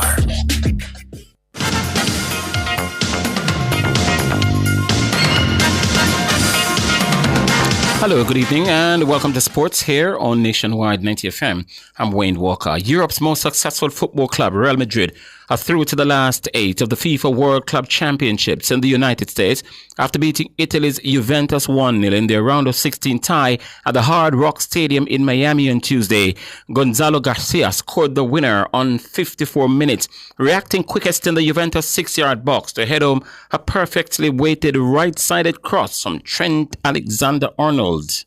Bellingham puts inside, onto his left foot, onto his right foot, Sati Gregorio. And Valverde, Vini Jr. onto the penalty spot, headed away at the back by Lloyd Kelly. Alexander-Arnold, there's the header! Gonzalo Garcia! Who needs Kylian Mbappe when you've got young Gonzalo Garcia? The last 16 continues this evening with a clash between the German Bundesliga outfit Borussia Dortmund against Monterrey of Mexico, and that game set to kick off at 8 o'clock Jamaica time. Head coach of Harborview's under-17 football team, Sidney McFarlane, is lauding his young players. Harborview won the recently concluded CASAFA tournament, and McFarlane believes the latest success extends beyond just the players and the coaching staff. Winning the CASAFA under-17 tournament wasn't only pleasing for myself and the players, but for the entire management and coaching staff, and also the Harborview club fraternity, everybody, because we haven't won this tournament in a while, and we have been doing good, but we haven't been getting the success over the years, and all of us are very pleased. We're very happy. We are, words, can't explain, but we all are grateful. That's Sidney McFarlane. English Premier League campaigners Arsenal have completed the £5 million signing of goalkeeper Kepa Arrizabalaga from Chelsea. The Spanish international Kepa joins the Gunners on a 3-year deal after spending last season on loan at Bournemouth, where he made 35 appearances. The 30-year-old is still the world's most expensive goalkeeper, having moved to the Blues in 2018 from boyhood club Athletic Bilbao for £71 million. His arrival at the Emirates will provide competition for compatriot David Raya.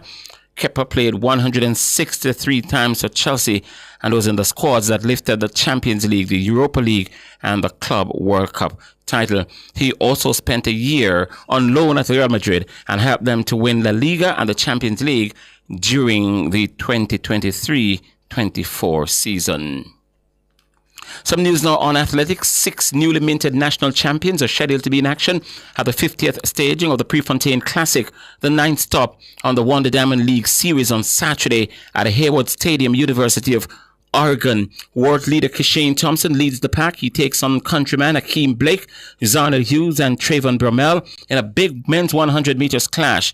His MVP mate, Tina Clayton, who ran a lifetime best in Kingston on Friday night, will face the full podium from last year's Paris Olympic Games in the women's 100 meters. Julian Alfred, Shakira Richardson, and Melissa Jefferson Wooden in a stacked 100 meters. Megan Tapper, still on a high from Sunday night's cracking victory, will have a rematch with the national record holder Akira Nugent and the reigning world champion Daniel Williams in the 100 meters hurdles. Brian Lavelle is also entered with the fellow national champions Rolford Mullings and Akil Smith.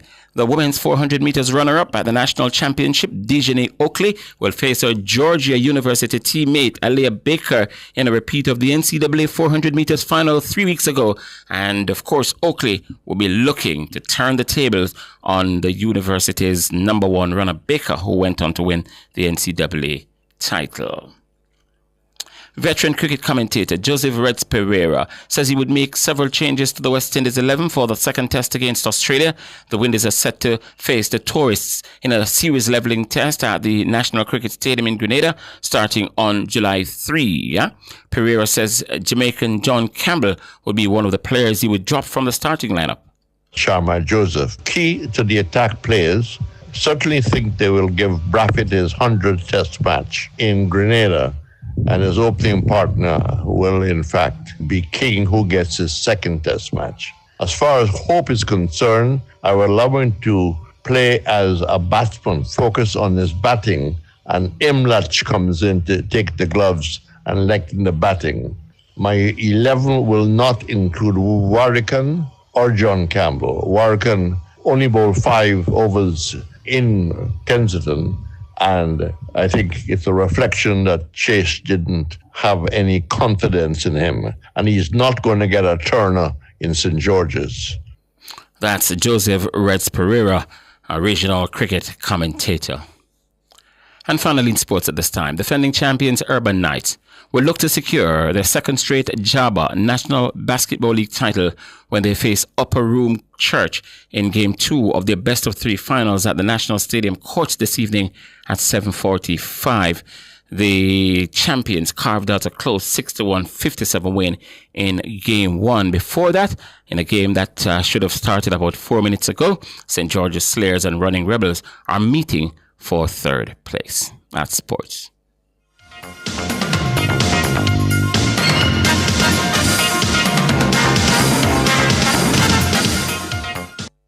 For all your scales and food processing equipment, call Advanced Scales and Equipment Limited at 876-968-9612-5. The time by Advanced Scales and Equipment Limited is 6:20.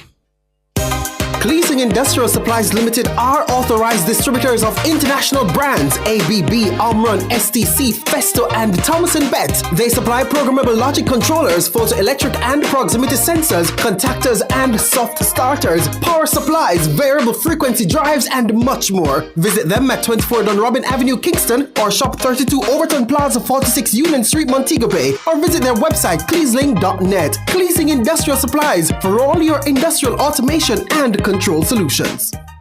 50 years of dreams, 50 years of finger-licking good memories, yeah.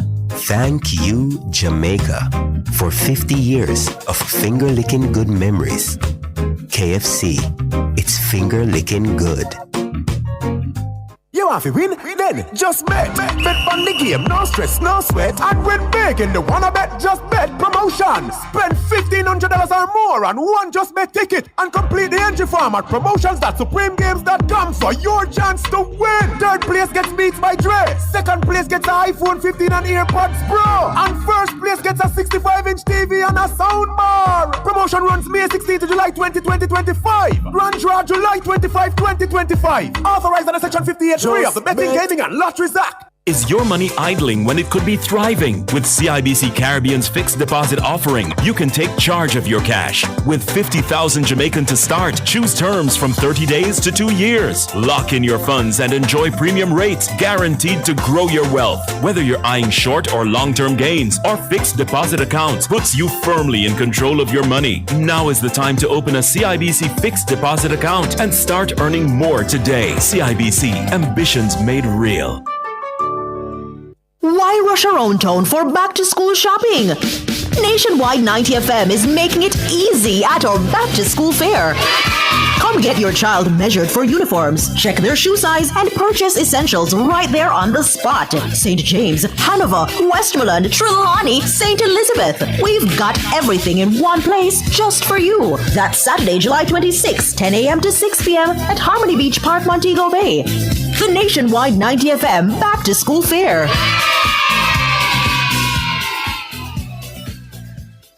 Public Opinion is brought to you by Cleasing Industrial Supplies Limited, Industrial Automation and Control Solutions.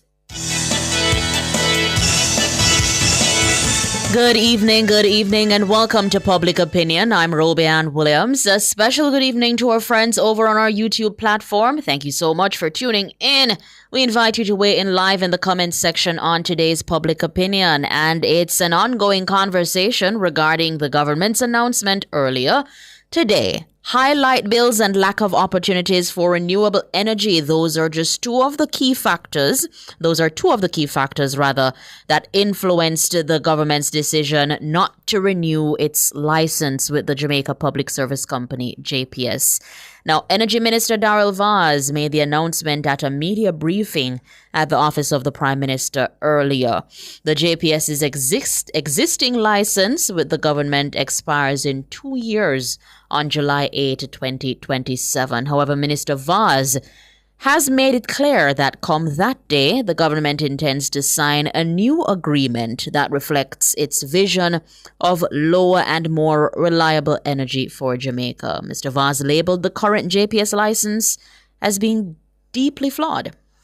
I think we can all agree that the people of Jamaica have not been served well by the existing electricity supply arrangements. The terms and conditions under the current license has yielded electricity prices which are amongst the highest in the region. The arrangements in relation to the license is deeply flawed and in need of significant reform. The current juncture represents the first opportunity presented to the current administration of Prime Minister Honis to secure terms which better serve the people of Jamaica. We take this duty seriously.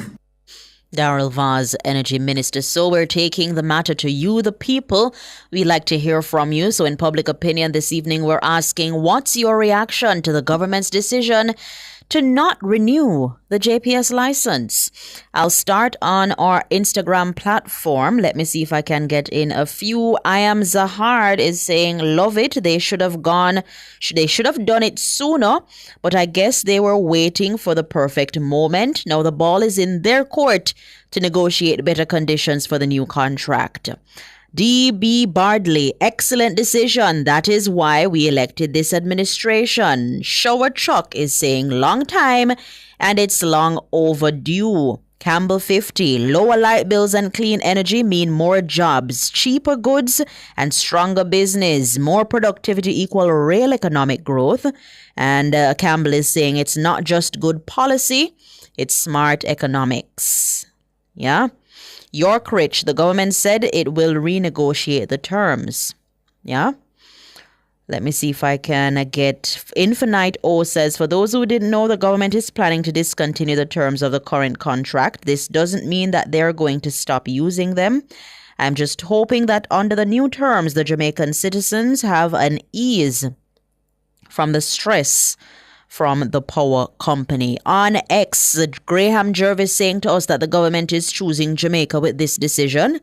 Luther Williams saying it's long overdue. JPS under the previous, past and current ownership have stifled the growth of this country, acting as an economic hitman. All right, that's according to Luther Williams. He's saying take back JPS and put a management team in place to run it. Tishwana Taylor, government working for the people in campaign mode, is saying, I trust the government to do what is in the best interest of Jamaica. Terrence J. believes that Jamaica needs a monopoly. Yeah, Jamaica needs a monopoly. That's according to Terrence J. on our X platform. To the question, what's your reaction to the government's decision to not renew the JPS license? Turning my attention over to our Facebook platform to get the reactions. Philip Jackson starting us off. He's saying that this gives option to negotiating for a better deal, for a better pricing for consumers, for electricity consumption, and he believes, all in all, it's a brilliant move. For Wesley Cunningham, he's saying if it's not renewed, what will happen? That's a question, rather. He's questioning, will it be run by government and go back to where it was, or there will be new bidding? I believe that Minister Vaz did say that they're looking into new investors. O'Neill Dennis saying, wonderful, the PNP previously negotiated a bad deal.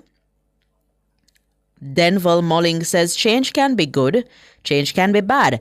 However, we won't know unless we take the gamble. The way I saw how the post-burial operations went down, I don't think JPS had our best interest at heart, says Denville Mullings. Dan J believes that it was long overdue.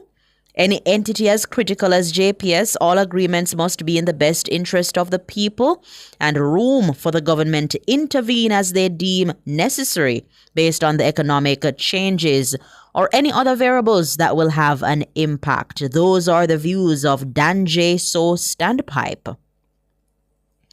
According to Boogie Malcolm, the government will not renew the current JPS contract, but the JPS is eligible to compete for the new contract. Yeah. Anthony Sheikh saying, whatever is good for Jamaica, I'll support it. Sandra Palmer, let's hear you. Power move. And most welcoming. I saw what you did there, Sandra Palmer. Play on the word power. Sandra is saying, good move to try to correct the wrongs inflicted on the backs of the people of Jamaica by the PNP government. Persons should not forget. Romeo Delcier is saying he endorses this move 100%. Shines for Life Law. Perfect decision. We need competition and not monopoly. Max Wilson believes it's also a good move and that the people of Jamaica will get better customer service. Yeah. Natalie Winter, it was said by the government and now announced by the minister. Bever Baker believes this is the best news ever. Why? Because for so long, we the people of Jamaica have been suffering under JPS. Yeah, and he went on to say he has a long list of things here. Being robbed blind, being set back. Yeah, JPS, another license to continue. Audley Phillip, it's a necessary step in order to give the government and the people of Jamaica a better equity and stake in the utility company. Let me see if I can go to our YouTubers to see what they are saying. What's your reaction to the government's decision to not renew the JPS license? That's the public opinion question. Right away, Ronald Grant, one word, brilliant. Yeah, brilliant. For Derek Isaacs, Derek Isaacs is saying, I love it. Time come. Let me see. Great move. Time come. Choose Jamaica, says Coffee Jam 1. Gravish saying they never know when the light will be restored and people just have to wait until such time. Eric Barnett or Erica Barnett, that should be, saying it's a good move as long as the new deal is better for Jamaica and Jamaicans. Yeah, it's a good move. Best news all week, according to Gravish. Is it Gravish? Yeah. Excellent job by the government, says Leonard Seville. Sharon Forbes believes that the decision not to renew is a good move. Yeah. Godfrey Smith saying game changer. It's a game changer move, a game changer decision. Scorpion, excellent move. Wow, Wise Emissary took it far. He says, best news since sliced bread. I don't know how the people who love bread like Mahiri would have said about that, but yeah. Wise Emissary saying, best news since sliced bread. We've been held hostage for far too long, Mr. Peart says, and he says it's a good move. Perfect decision, says O'Neill Green. Yeah. All right, let me see. It's long overdue. Who done it says it's long overdue. A pity the government had to wait.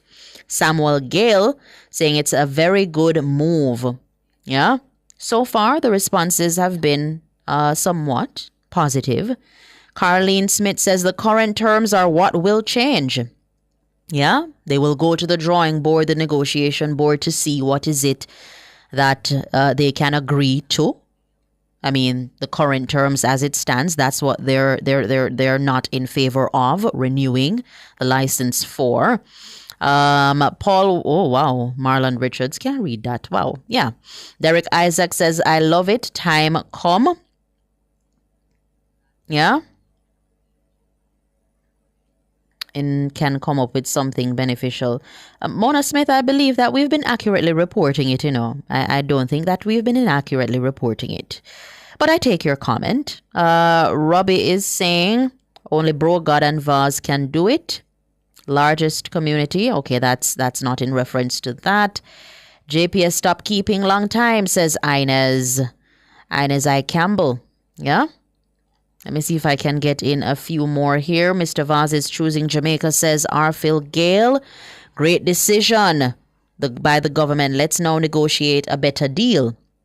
That's coming from J. Ham. Curtis Latibodere saying all him want is that the government make 80% as an IPO.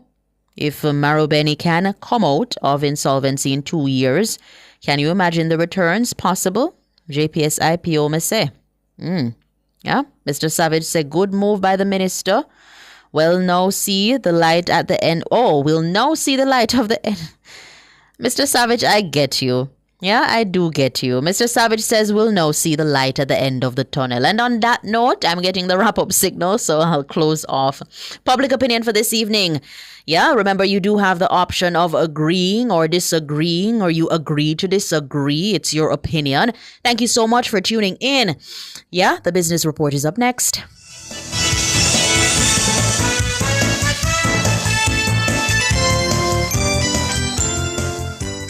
Public opinion was brought to you by Cleasing Industrial Supplies Limited, industrial automation and control solutions.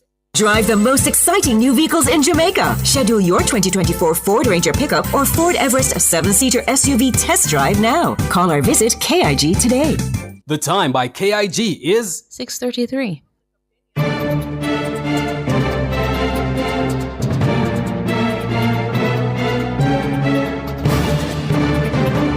Hello, good evening, and welcome to Nationwide's Business Report. I'm Robianne Williams. NCB Insurance Agency and Fund Managers Limited, NCBIA, has been appointed as one of the investment managers for the Tourism Workers Pension Scheme. NCBIA says this marks a significant development in the growth of the National Retirement Scheme for workers in Jamaica's tourism sector.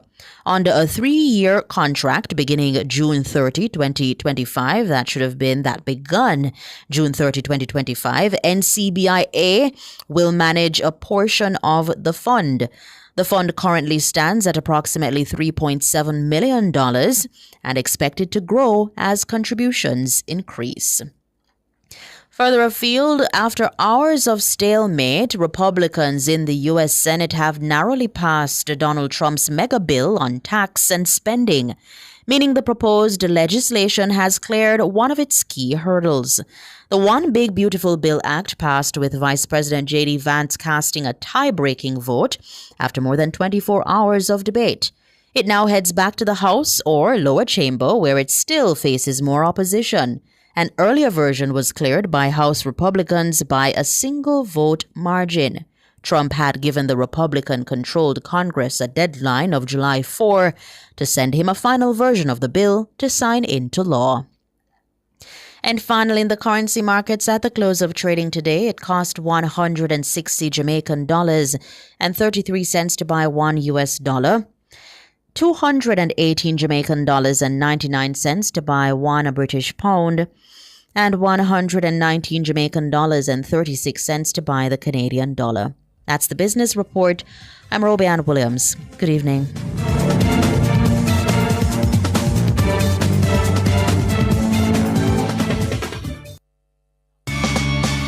Enough power tool, big to small. Jackama figure dig the wall. Our total tools. Beat waka figure trim the lawn. We have everything a job demand. Total tools. We rent them, sell them and fix them. Also give Total Tools a call. When I say home improvement, landscape construction, a Total Tools are your option. Home improvement, landscape construction, Total Tools are your option. Total Tools located at 102 Main Street, Ocho Rios, 34 Slive Road, Kingston. And lot C6 Jackson, Sentence Bay. Call us today. 50 years of dreams. 50 years of finger-licking good memories, yeah. Thank you, Jamaica, for 50 years of finger-licking good memories. KFC, it's finger-licking good.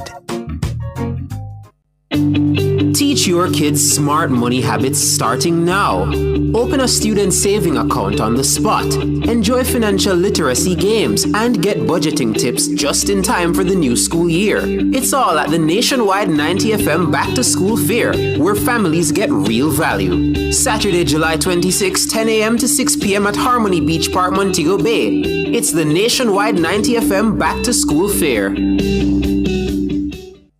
Looking for superior quality transportation from an international award-winning provider?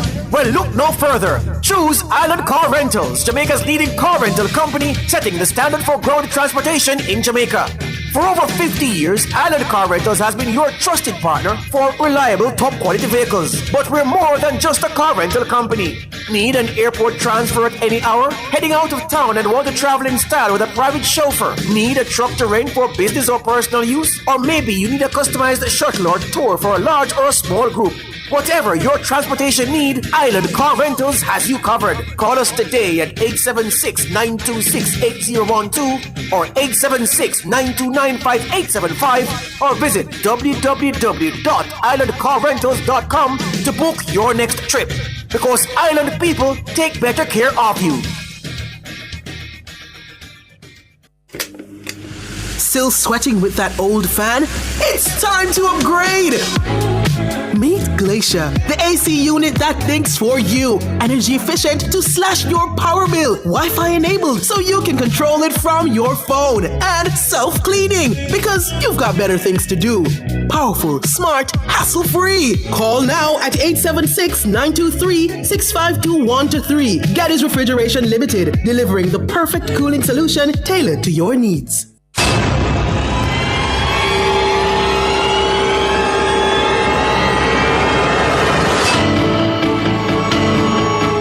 If it's in the public's interest, it's the nation's business during Nationwide at 5. The nation's business.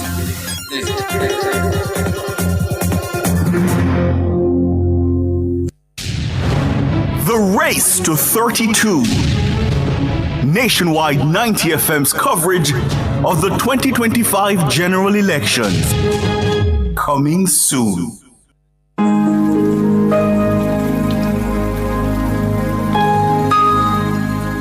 Hi there. Here's some good news for these trying times. Quote, "By God's word, I can see where I'm going. They throw a beam of light on my dark path." Unquote. Psalm 119, verse 105. Listen for God's word weekdays at 5:45 a.m. and 12:55 p.m. through Oasis. Stop by for a refreshing drink and share a God perspective for the day. Oasis. Weekdays 5:45 a.m.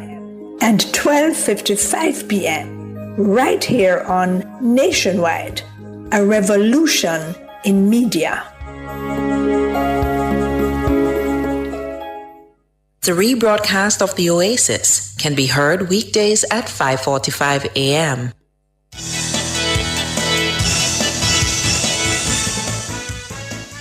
Nationwide 90 FM now presents a paid political broadcast of a debate in the Upper House on the Predial Larceny Act on Friday, June 27, 2025. You'll hear contributions from Senators Kamina Johnson-Smith, Abka Fitz-Henley, and Marlon Morgan. This is being brought to you by the Jamaica Labour Party. So, President, we start with the Predial Larceny Prevention Amendment Act 2025. It is intended that these amendments will reinforce the legal framework which we have been strengthening, and I'll speak a little more about that in a few minutes, but essentially it will do so by strengthening the fines and the terms of imprisonment for breaches under the law. Thank you. The government is proposing these amendments with the intention to strengthen the deterrent factor as we seek to effectively combat the theft of agricultural produce, livestock, and fish to complement the wider ecosystem of support that we have been paying to the growth and support of the sector. Mr. President, under this government, agriculture and aquaculture are seeing a new era of productivity, production and development across the country. And through our new FACE of food strategy, with the drive and commitment of Minister Floyd Green and his team at the ministry, Jamaicans are looking at agriculture and aquaculture with renewed interest as we highlight real business opportunities for our young people and our not so young. Interestingly, Mr. President, as I prepared for this debate, I came across the report that according to the Jamaica Chamber of Commerce's Business and Consumer Index survey for the first quarter of this year, 66% of persons surveyed said that they were interested in exploring the sector. 66%. That's a strong sign that farming is gaining new respect, renewed respect, as a serious and rewarding venture. This growing confidence and interest in the sector, Mr. President, is undoubtedly due in large part to direct support which is being provided to the sector through the Ministry of Agriculture, Fisheries and Mining. In one way, through the provision of at least $1 billion each year in support through the National Production and Productivity Program. Furthermore, it is clearly being recognized that the government has upgraded and rehabilitated 400 farm roads and more under the National Farm Road Rehabilitation Program. This is multiple times what has been done before in any tenure under any administration. And they have also trained and supported over 8,000 young Jamaicans through the Youth in Agriculture program and provided them with support. So fertilizer, seeds, training, new technology. And we're also, Mr. President, not just promising, but delivering massive irrigation expansion projects, bringing water to 4,000 acres of farmlands, transforming productivity for more than 3,000 farmers. Mr. President, that should get a clap to you now. I don't understand you. Irrigation is a big deal.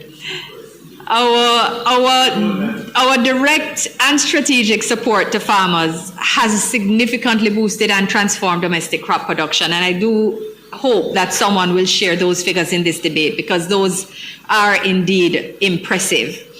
Mr. President, another encouraging indicator, or rather another demonstration of the fact that the sector is in fact feeling the support and the change of the trajectory in a very real way, and that is the reduction of food poverty to the lowest levels ever. In 2021, it was recorded at 5.8%, and that figure was cut in 2023 to 2.8%, cut in half, meaning thousands more Jamaicans are able to consistently access safe and nutritious food.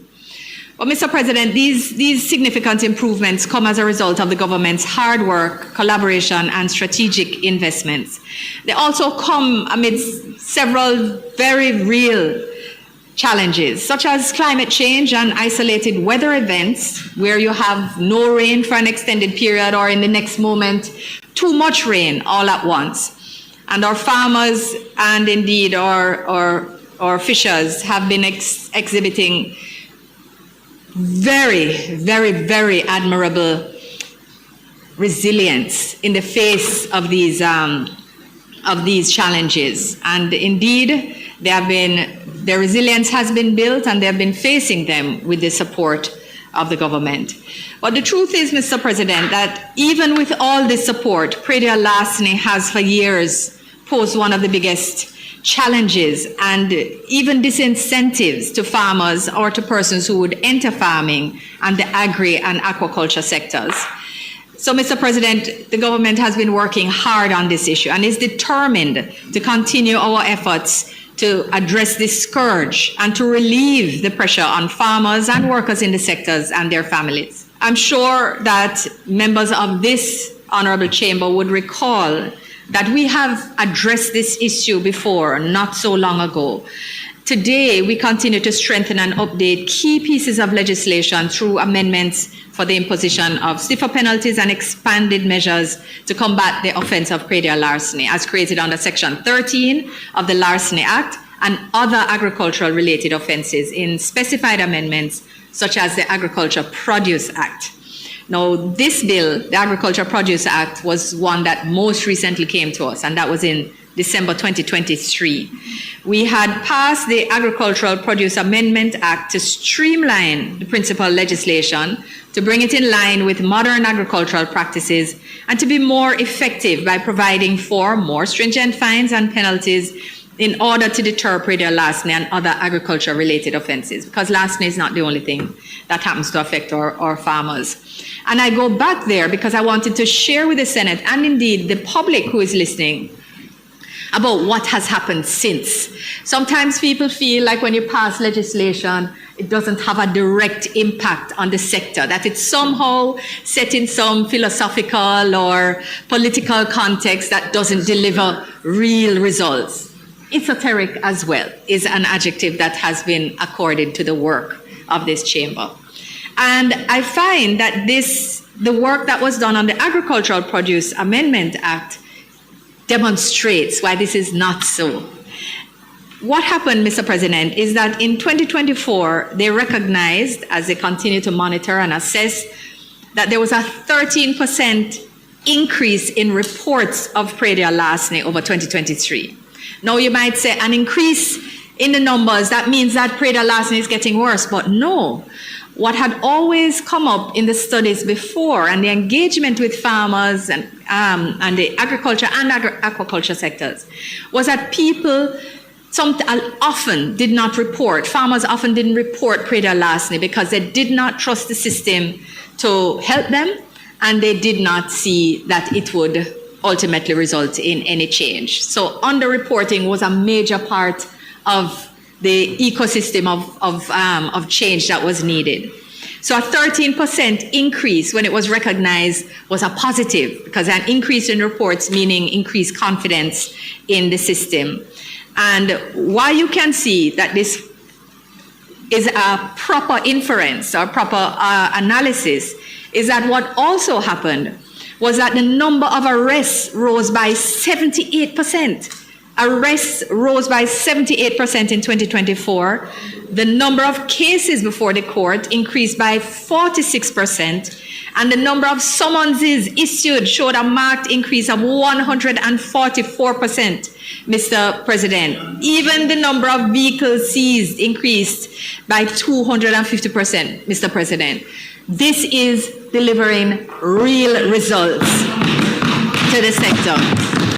I rise to give brief support to the act to amend the Predial Larceny Act. I believe it's a significant move and a step in the right direction towards bringing the legislative framework to a point where farmers can have confidence that when the wicked act of predial larceny is visited upon them, that the law will be sure in terms of visiting strong punishment on the culprits. President, there is varying data concerning whether strong punishment, major fines, the extent to which those will act as a deterrent to criminal activity. But I strongly believe that it is the duty of us legislators in the Parliament to put a framework in place where stakeholders, including our farmers, can be confident that if ever there is any individual who seeks to exploit their hard work, pilfer their investment, chances are, if in fact that individual is caught, there'll be strong punishment. I believe, sir, that the act of predial larceny is among the more wicked crimes that can be contemplated in any free and democratic society. Farming is hard work. Farmers toil. They invest. Oftentimes, their crops are wiped out by natural disasters or natural occurrences, including drought or hurricane. It is a step in the right direction for the Parliament of Jamaica and the government of Jamaica to put in place legislative measures which may contribute towards removing one potential impediment towards the success of our farmers in Jamaica. I'm confident that this bill will meet its memorandum of objects, which is to act as a deterrent to individuals, criminals who are minded to prey upon the nation's farmers. I'm of the view, sir, that the commitment of the administration of Prime Minister Andrew Holness to our nation's farmers cannot be disputed. And we have put the resources behind the talk. It is the administration of Prime Minister Holness that has invested almost $2 billion via the DBJ, the Development Bank of Jamaica, to support micro, small, and medium-sized enterprises, with a significant portion of that sum earmarked to bolster and support the agriculture industry, and in particular, the nation's farmers. Not too long ago, the Minister of Agriculture, the Honorable Floyd Green, announced that the ministry has earmarked $6 billion to be spent over the next 6 years to bolster and support the agriculture sector. We put the money where our mouth is. The minister also announced that the DBJ, in partnership with the IDB, the EU, and the NCU, will launch a new initiative in May 2026 to support 25 agriculture stakeholders across the island. We believe in not just talking about supporting our nation's farmers. We believe in pumping the resources to ensure that their lives are easier and they are enabled to contribute to a greater capacity or a greater extent to the well-being of themselves, their families, and indeed the nation.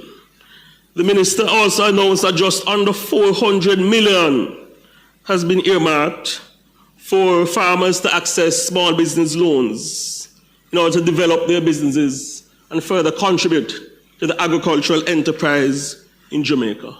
We believe in putting taxpayers' money in support of our nation's farmers, because agriculture is also among the mitochondrions of the Jamaican economy. That's the belief of the government of Prime Minister Andrew Holness, and I support my colleague, Senator Seaverite, who adumbrated the contribution, the dedication of the government of Jamaica to the well-being of the nation's farmers. Like Senator Seaverite, I join in a bit of disappointment concerning the trajectory that this debate has taken. But part of the reasons why the debate concerning this bill, an act to amend the Pradale-Larceny Act, has taken the trajectory it has, is because, unfortunately, we're contending, sir, with an opposition that is not afraid to speak untruth into the record of the Parliament or to the nation in a bid for political power.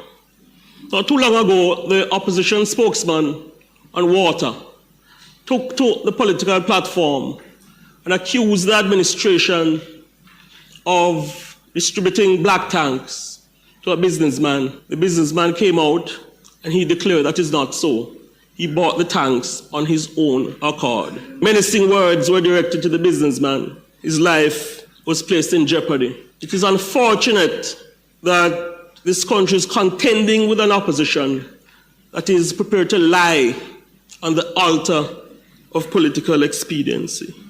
Not too long ago, the leader of opposition business in the Senate alleged that a contractor was not paid and therefore work on a school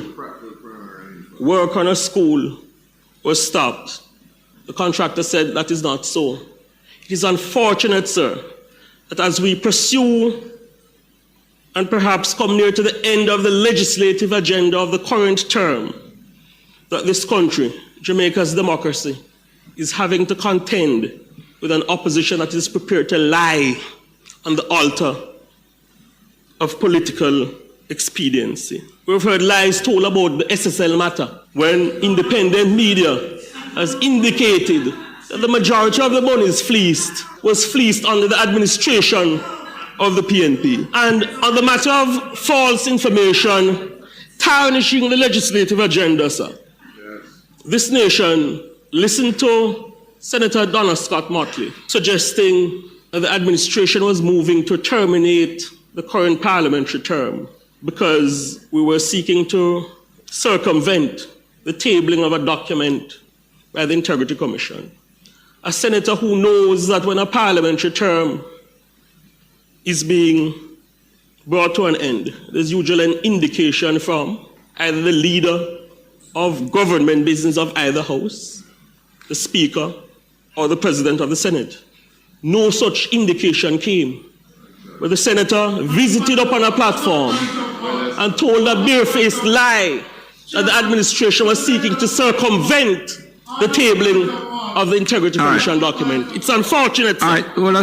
When a parliamentary year is being brought to a close, there is usually a public announcement by a designated officer in the Parliament of Jamaica, whether the leaders of government business in either side, or the Speaker, or the President of the Senate.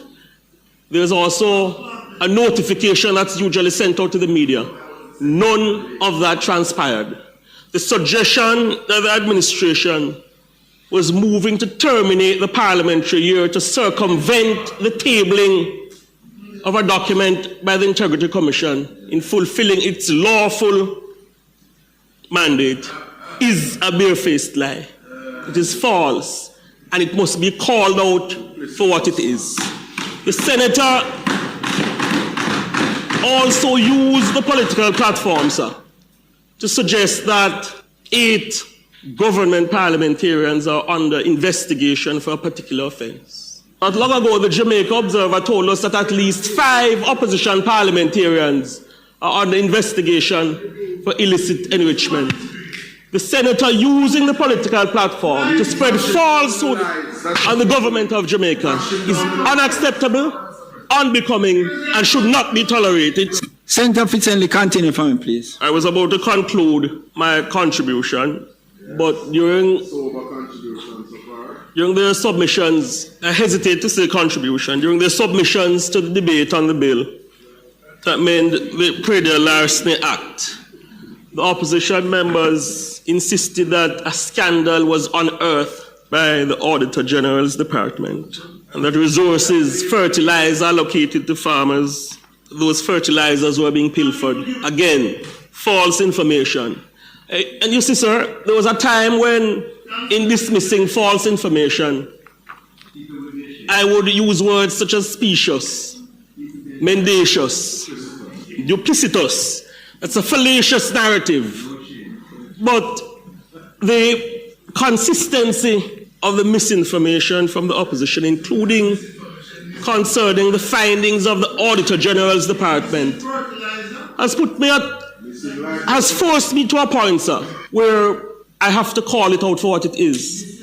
Barefaced lies being told by the opposition should be called out for what it is. And I alert the people of Jamaica that the current Mark Golding-led opposition, as evidenced by their submissions during this debate on the Pradelle-Larceny Act, has arrived at a point where every single word they utter has to be seriously questioned. They cannot be trusted to speak the truth to the people of Jamaica.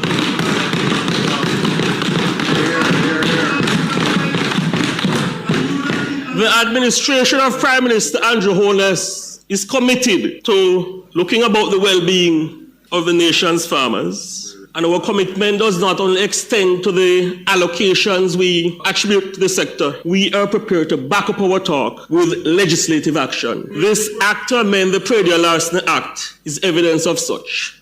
Thank you, sir. The bill has my support.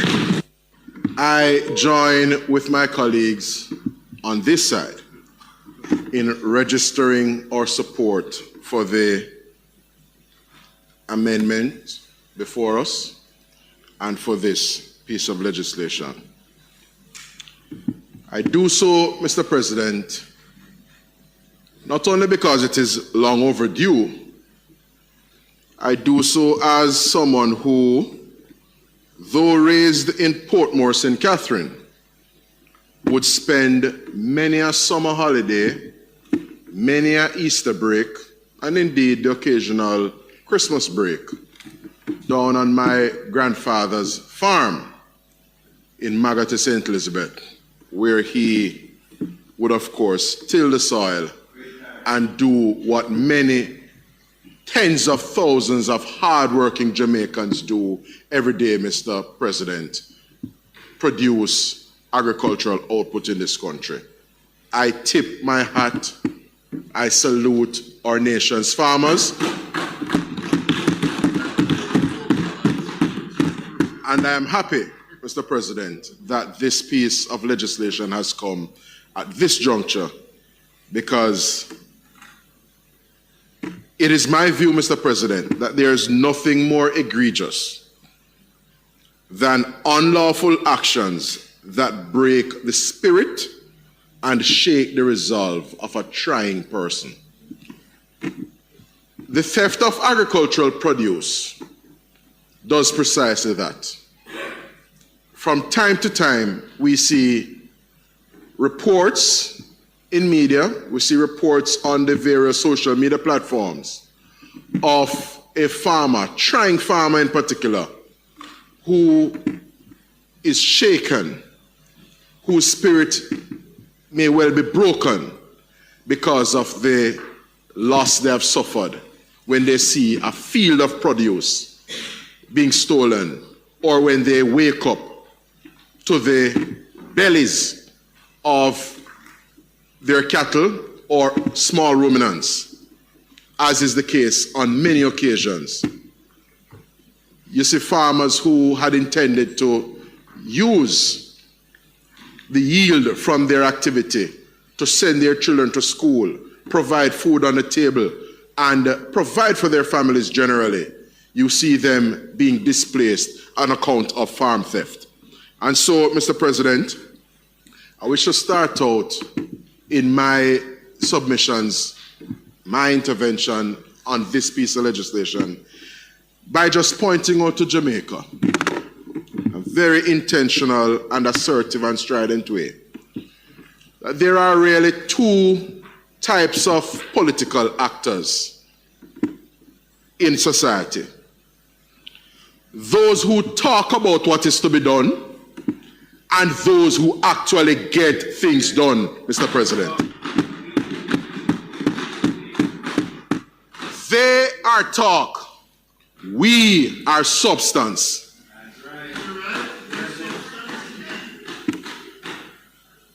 Our substance, Mr. President, manifests itself in the actions we take.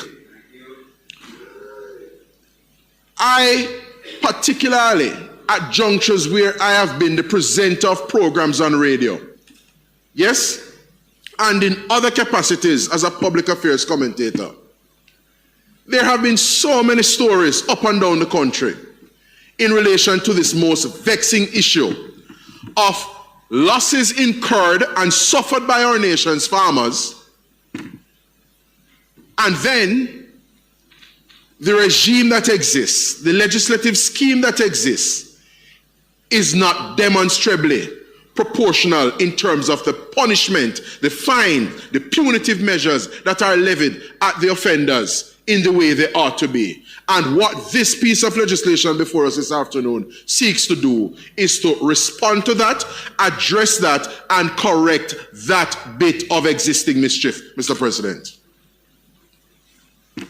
I welcome this move, Mr. President, because what it does is that it fits nicely with and works together with a number of other measures, incentives, and interventions that serve to make life better for our nation's farmers. Mr. President, it is in the DNA of this Andrew Holness-led Jamaica Labour Party government to take on, address, and respond to, and indeed go on to resolve the hard, vexing, and even elusive in some instances issues that have confronted Jamaican society and have bedeviled the Jamaican people over many years, in some instances over decades. And so, Mr. President, in as much as this amendment to the legislation seeks to correct a long-standing mischief, we see the government doing precisely this in many other areas of national life here in Jamaica. The transformation of the Jamaica Constabulary Force through the provision of policy support and resource support is among them. So much so that we could have had Expo 2.0 on show last week. The National Identification System is one such example. Pensions reform is another example. Harvesting water from the Black River to bring it to the Pedro Plains, to irrigate the Pedro Plains, is game-changing, Mr. President, and this government is dealing with that.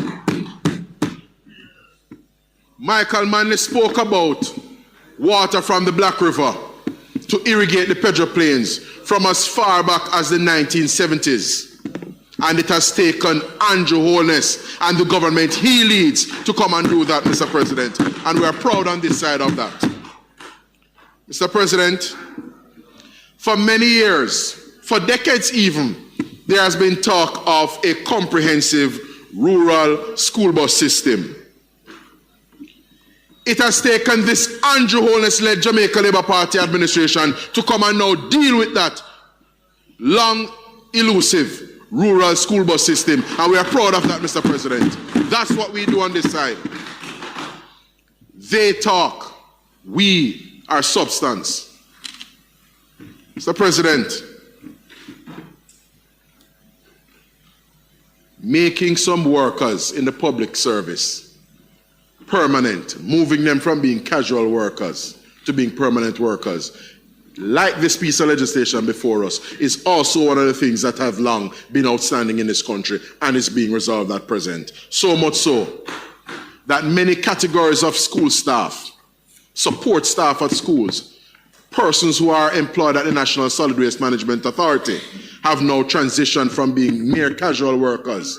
Yes, and I trust Senator Brown will appreciate that. And workers at RADA, and I suspect that the National Irrigation Commission as well, and other agencies, allied agencies under the auspices of the Ministry of Agriculture and Agriculture, Fisheries and Mining, are now moved from being casual workers to, of course, being permanently employed persons, bringing greater certainty and dignity in terms of their terms of employment to them, Mr. President. And we're delighted for that, and we're proud of that. Mr. President, agricultural output is of incalculable importance. As a number of my colleagues on both sides have observed in this debate, it is the hard work and effort of our farmers that serve to prop up and foster our food security. And our food security, Mr. President, is of considerable moment.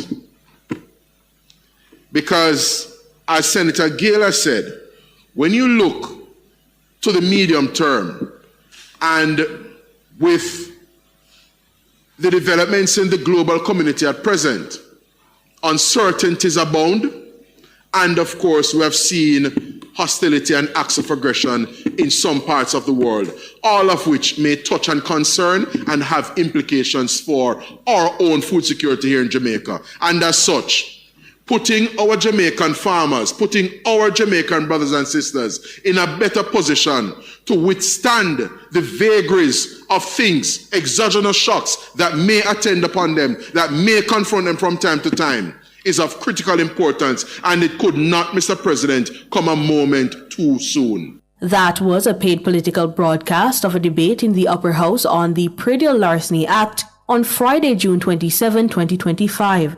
You heard contributions from Senators Kamina Johnson-Smith, Abka Fitz-Henley, and Marlon Morgan. It was brought to you by the Jamaica Labour Party.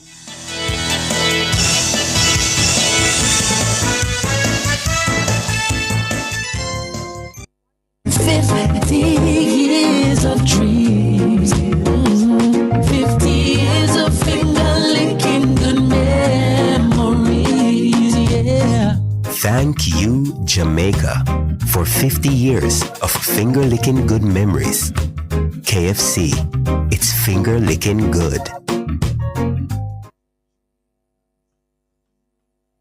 We don't want to have a security force where people fear our police more than they fear gunmen. Every officer here, what they really want when they walk out in their community is that people say, I want my son to follow in your footsteps. They want respect, and they know they can't get that respect if people just fear them as how they fear criminals. So let us invest in building a security force that we can all be proud of. I want the security force that we are building to have ultimate and utmost respect for human rights. Let us make our JCF the force for good, the force to protect us. There were transgressions in the past. There are members of the force who they haven't got the memo yet, but I'm certain that the system that is in place in the JCF with the new leadership and command, that when officers violate, they will be dealt with. This is a world-class policing institution that we are building, one in which you can be proud and one that will be an example for the rest of the region. The proceeding was brought to you by the Office of the Prime Minister.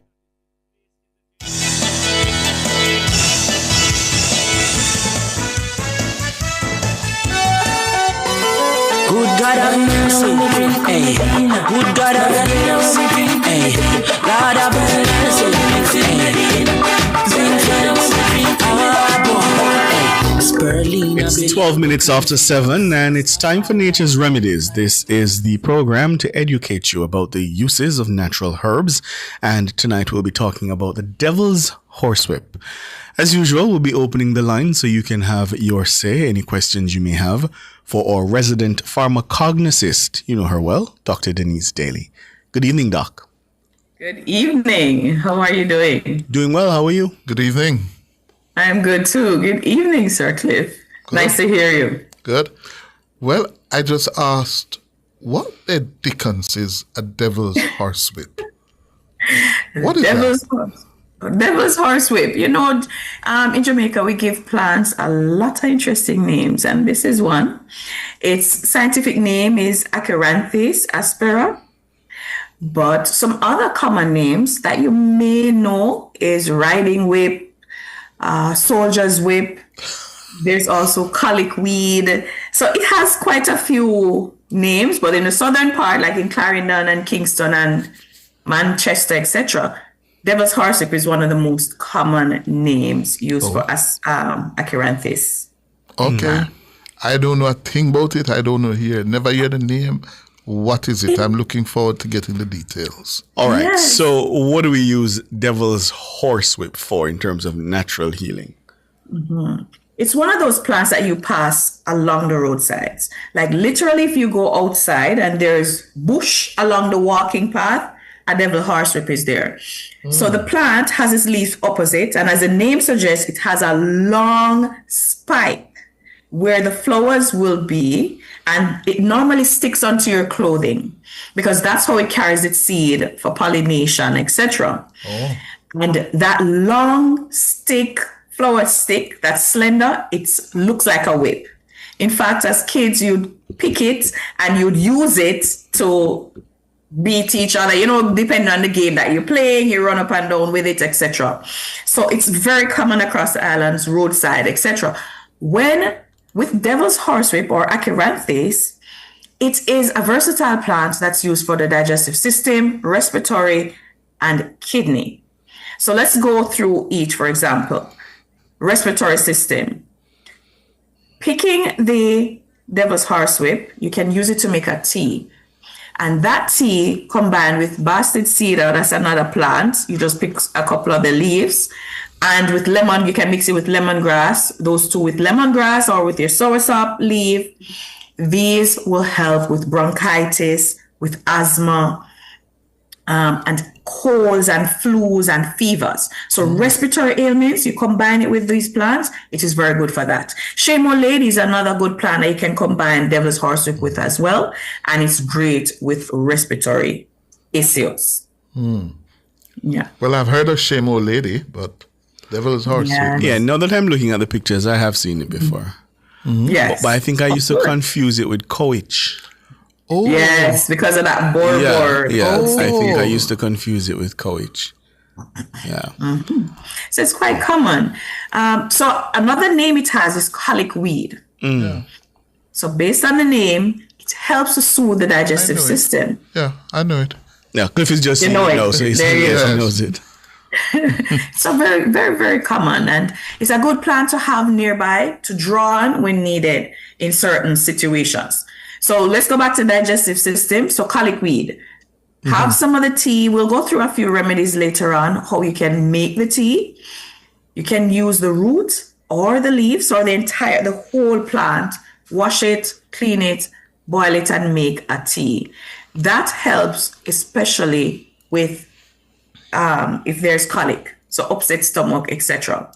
Another thing, especially the seed part, that whip portion. If you get the whip portion and make it into a seed powder or just boil that portion, it's a good remedy to deworm. So if you have worm or parasites, get the devil's horsewhip seed powder or make a tea with the seed portion, and that's very good with deworming. Yes. Right in our backyards, we can have a healthier digestive system, and that can help us. Another major use for devil's horsewhip, that's across the island, across Jamaica, we have folklore using it a lot, is for stoppage of water. Oh, yeah. No, Do you know what stoppage of water? I don't. Cliff is laughing, so apparently he does. What's that? Stoppage of water? Bugs, you know what that is? Yeah. Bugs don't know what it is. I didn't hear the term, but you can't pass your urine well. Yes. Oh. Yeah, you have difficulty passing your urine. Yes, there you go. Is that is that an older person problem? I'm trying to use the terminology in the act. Is that a... Yes. It's an older person problem. It tends to affect more mature, elderly, older men. Oh, I'm so sorry to hear that. No, I don't have that problem. Okay. Yes, Doc. It can go across the board, but yes, the more over 40s, etc., it tend to be more frequent with more mature males. And with stoppage of water, let's look at the scientific term, as Cliff just explained. When you're having difficulty passing your urine, it could be a urinary tract infection, a UTI. It could be due to any kidney issues with the kidney. It could be, and more common, prostate issues as well. Now, the devil's horsewhip, based on its components in terms of its active ingredients, now it has glycosides and a lot of saponins. Saponins are some compounds that help to make soap, etc. It helps with clearing a lot of the tubes. It's an astringent herb. And with astringent herbs, it helps with removing blockages that may be within the tubes. Whether it's the urethra, that tube that carry the urine or the sperm or from the prostate, etc. As the astringent, it helps with hemorrhaging, it helps with any secretion within the body, and it helps to basically constrict tissues. So with that, it's an astringent. It also helps as a diuretic. It helps you to make urine and pass the urine. So cleaning the urethra, the bladder, and allowing the urine to come through. But it also is an anti-inflammatory herb. So if the prostate is enlarged or if there's any issues within the bladder, it helps to reduce those redness and swelling and the pain. And it doesn't even stop there. It's also antimicrobial. So as an antimicrobial, it helps with the UTI, the tract infections, and cleaning out that aspect of the reproductive system. So it's a good herb to add to a blend if you're having difficulties passing your urine, or if it's painful, or if the flow is not consistent. Devil's horsewhip is a great plant to add as a tea. Wow. Yeah. Okay. Is it only used as a tea? No. And as usual, some of the herbs, you can always use it externally. This is one also that you can grab on, if you get a dog bite.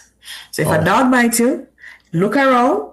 If there's devil's horsewhip, just grab a few, crush it up, and you can rub it on that area. The same effect, preventing infections, anti-inflammatory, and being an astringent herb. It helps to clean the area And depending on how intense that bite is, you then get to the doctor, etc., clean the wound, etc. So the devil's horsewhip is good with not only dog bites, snake bites, and insects and so on.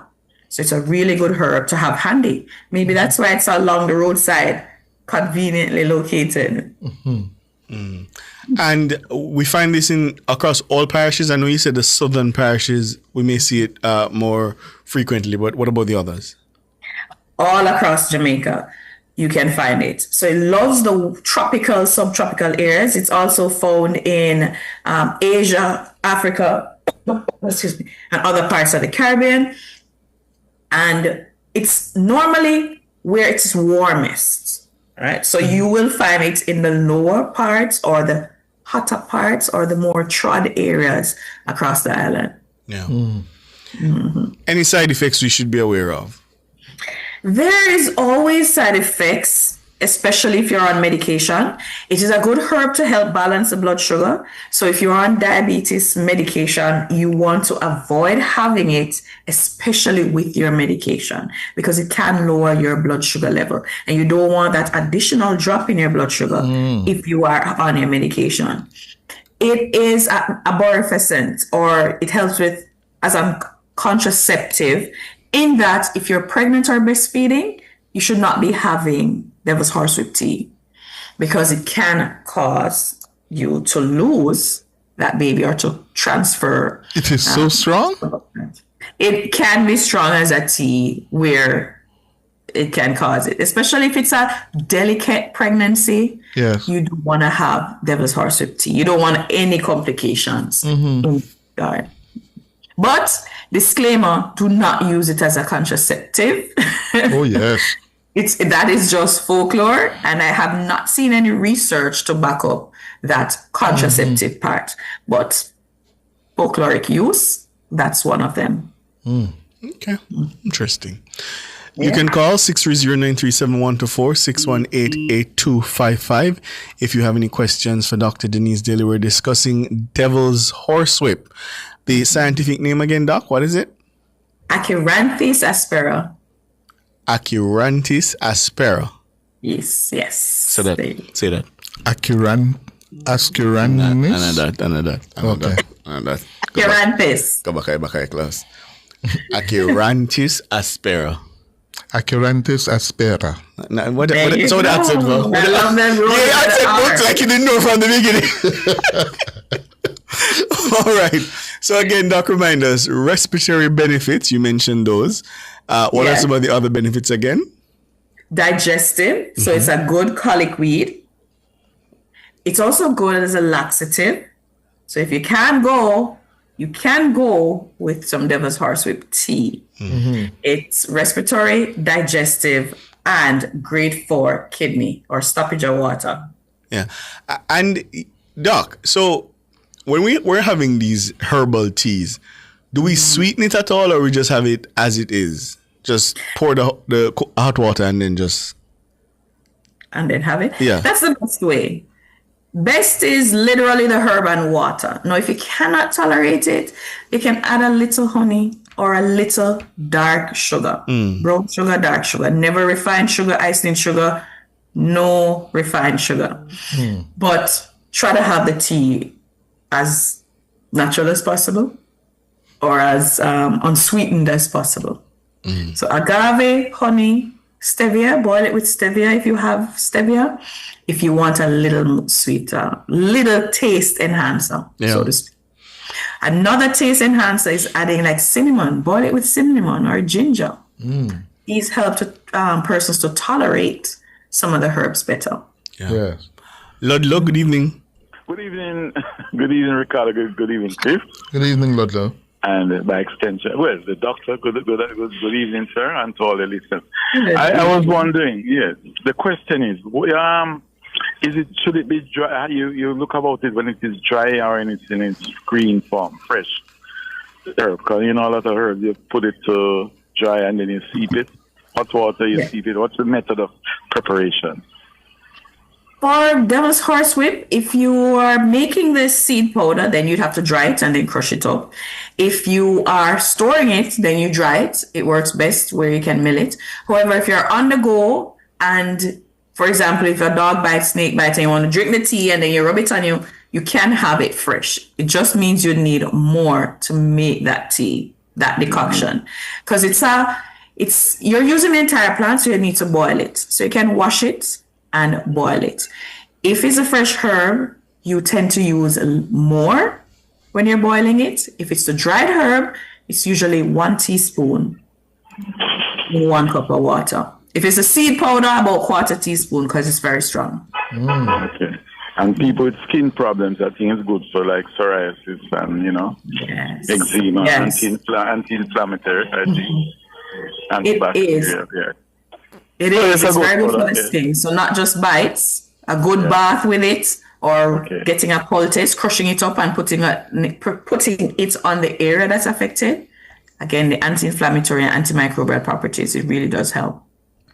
Right. Yeah. Thank you. There are many questions, but I'll call another day.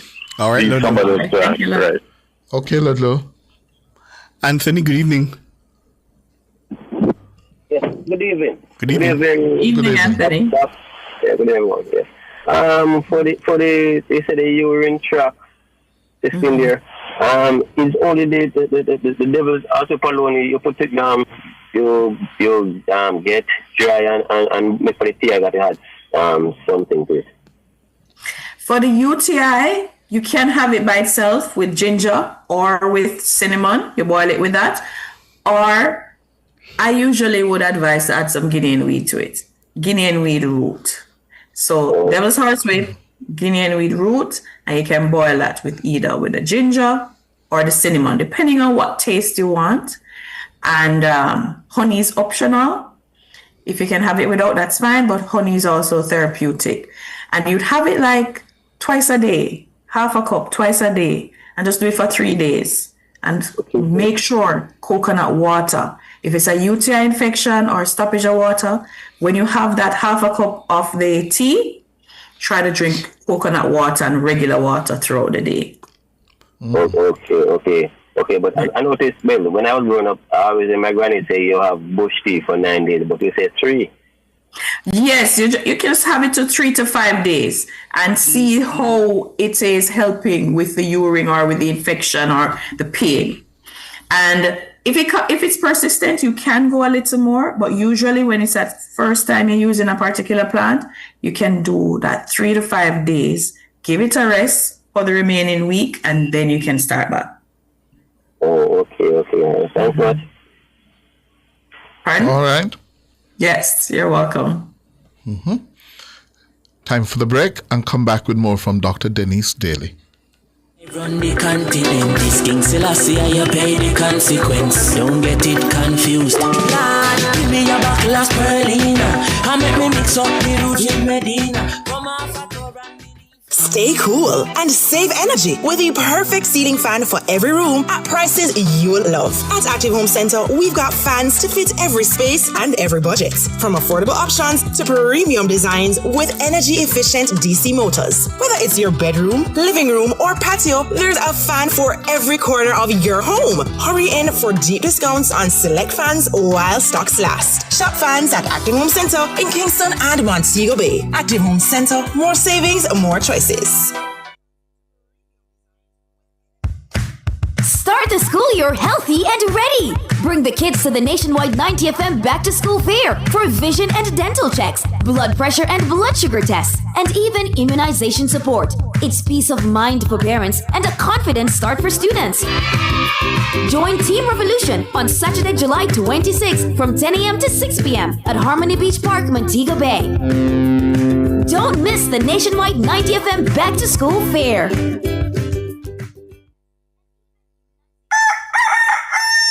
How certain are you that you're taking proper care of your pets? How often do you take them to the vet? Just as we need annual checkups with our doctors, most pets need regular checkups too. Owning and caring for a family pet doesn't have to be a difficult or burdensome experience. Nationwide 90 FM has an exciting feature called Pets World that will help you take better care of your pets. Join Nationwide 90 FM every Wednesday at 6:50 a.m. during the program This Morning as we take you into the do's and don'ts of caring for your pets. That's Pets World every Wednesday at 6:50 a.m. a.m. during the program This Morning on Nationwide 90 FM, a revolution in media.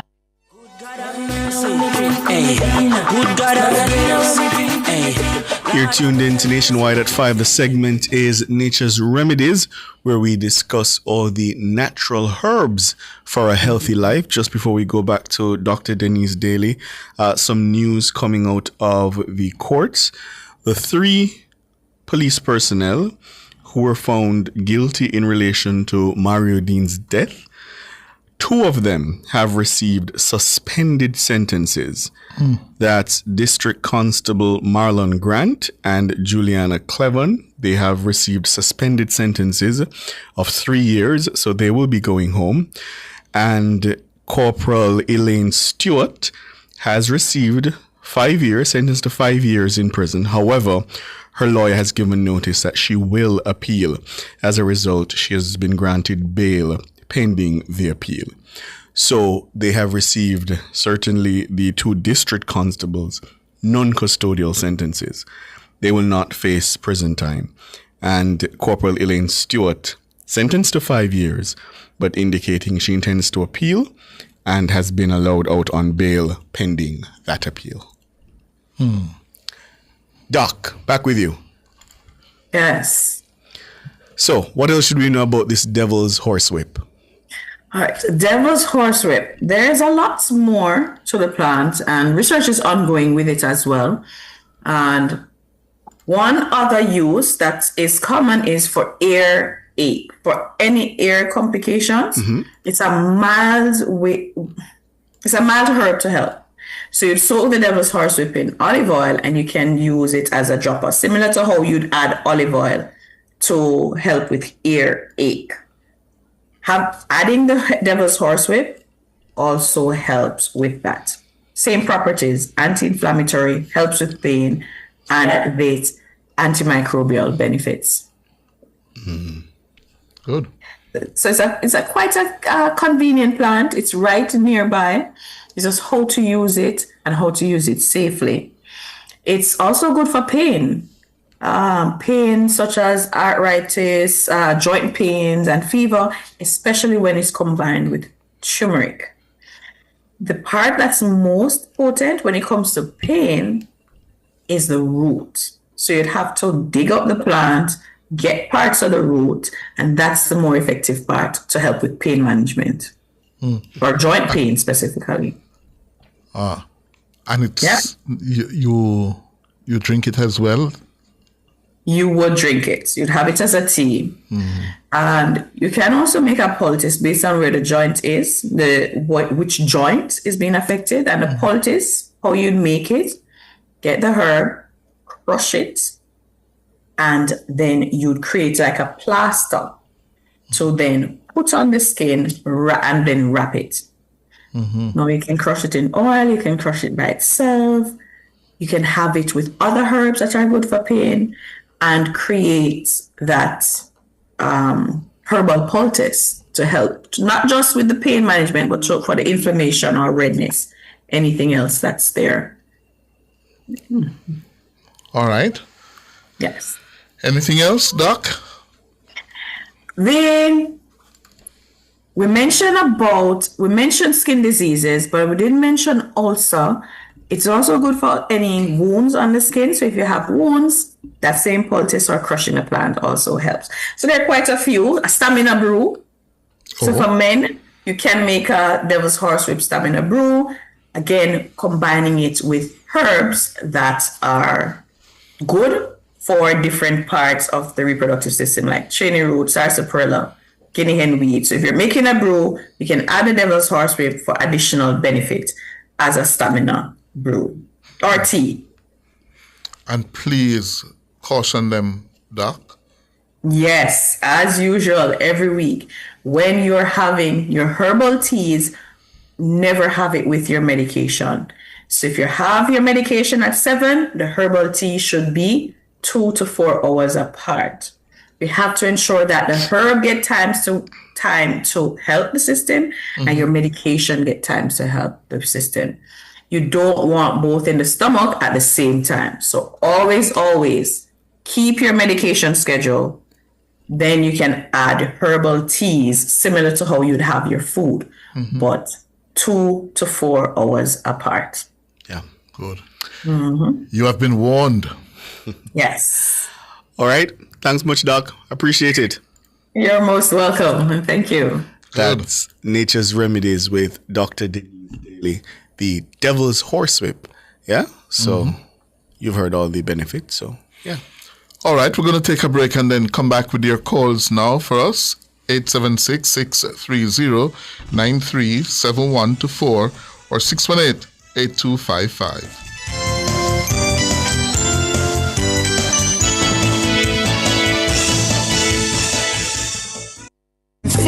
50 years of dreams.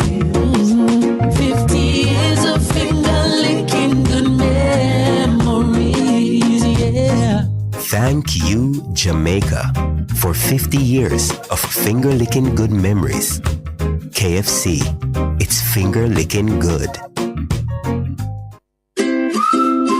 Back to school doesn't have to break the bank. Swap instead of shop.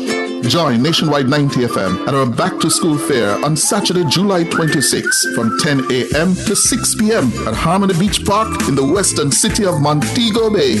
Bring those books your kids no longer need and swap them for ones they do. Plus, enjoy fun activities, entertainment, and meet your favorite Nationwide personalities. It's all happening in St. James on Saturday, July 26 from 10 a.m. to 6 p.m. at Harmony Beach Park. See you there.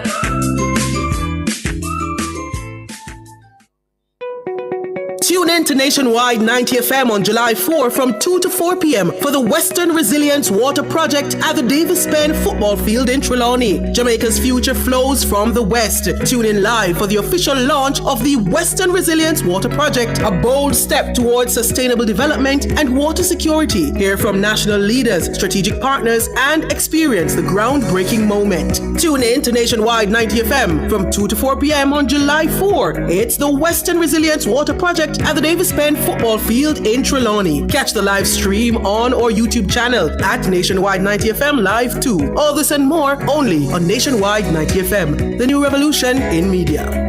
This broadcast is brought to you by the Ministry of Economic Growth and Job Creation.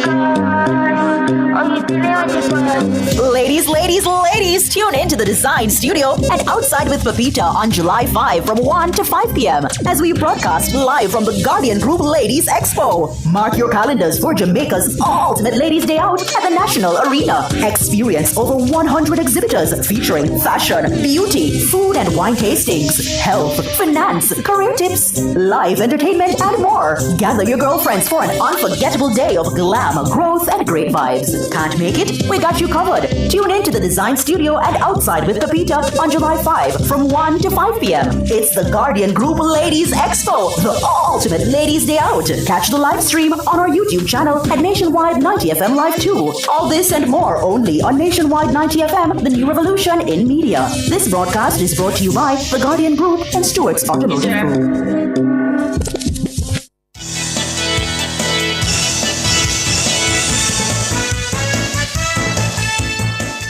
Just before we go to our callers, Ricardo. Yes. The Mario Dean sentencing hearing. So at the end of the process, what are we looking at? 2 of the 3 police constables, or 2 constables, 1 a corporal, 2 of them not going to spend any time. No prison time. No prison time. Suspended sentence of 3 years. So it's hard. It is.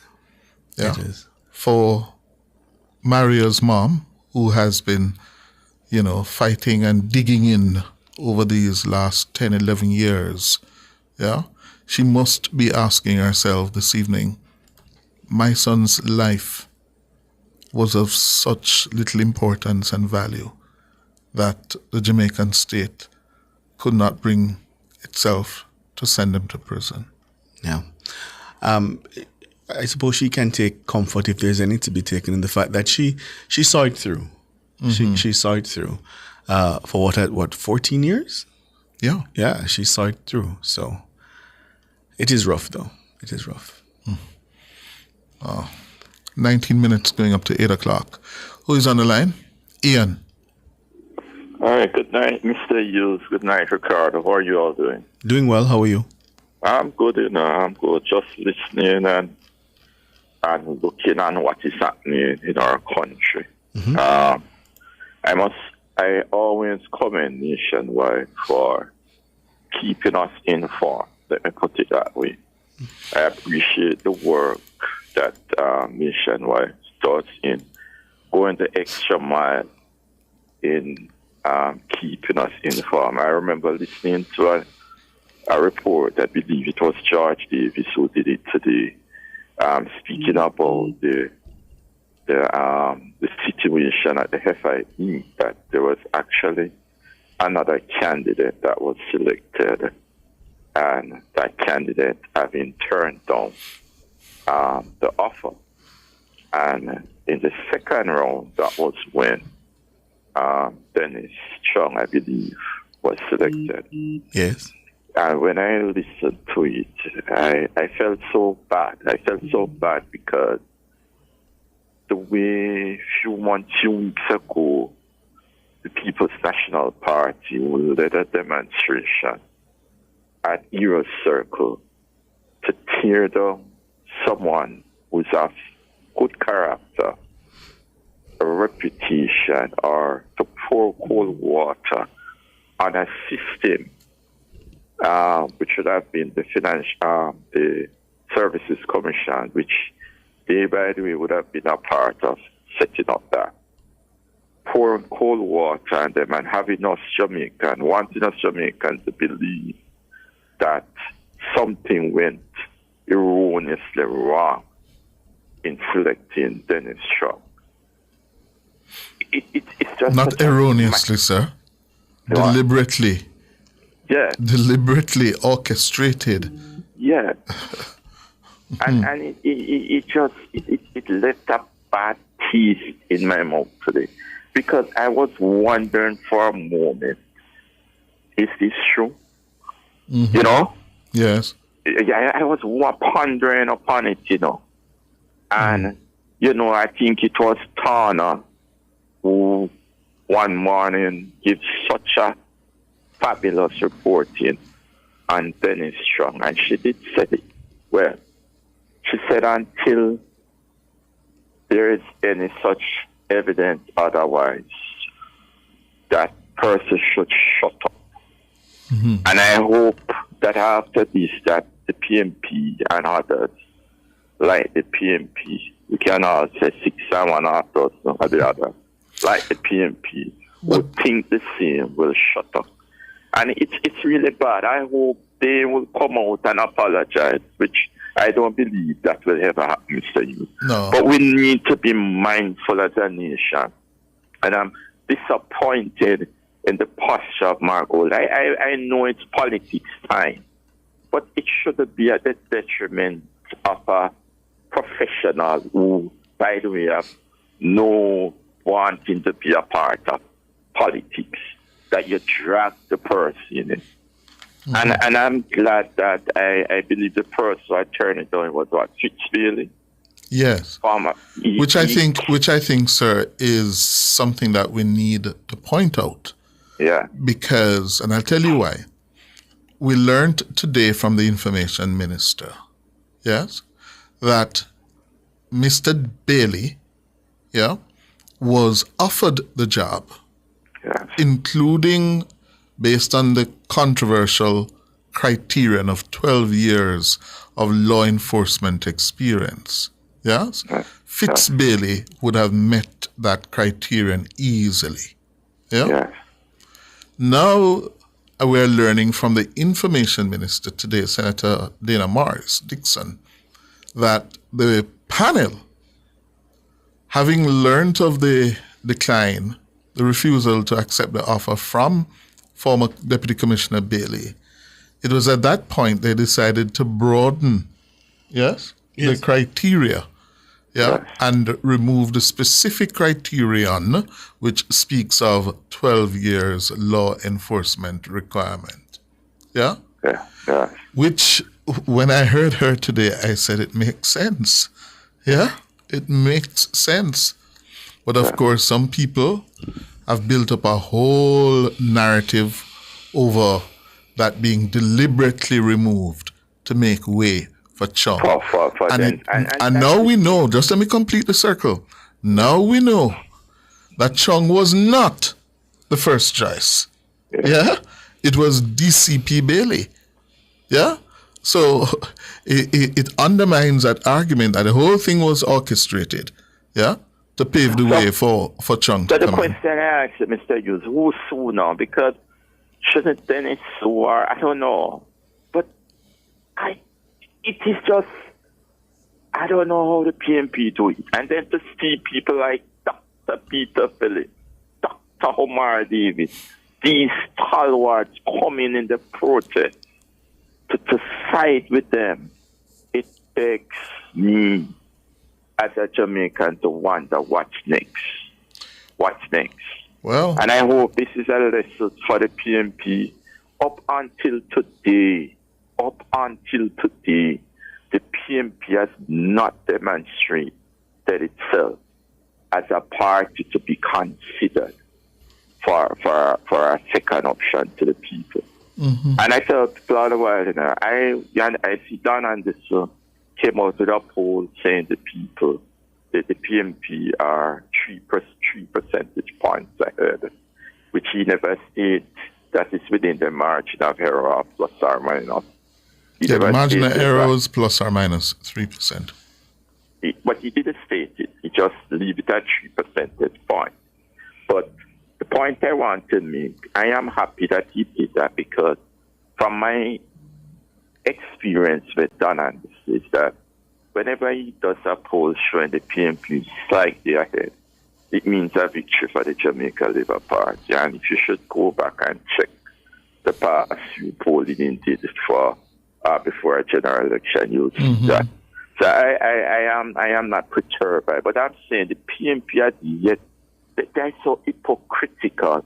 They talk about that the tabling of the IC where persons are under investigation for illicit enrichment, and at the same time they say to us that we should not judge Isaac Buchanan because he did his time and he's not changed. It's just so hypocritical. Yes, yes. And that is a classic one. A classic one.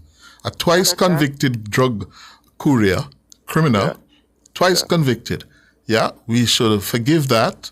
Yes, and get him into the parliament.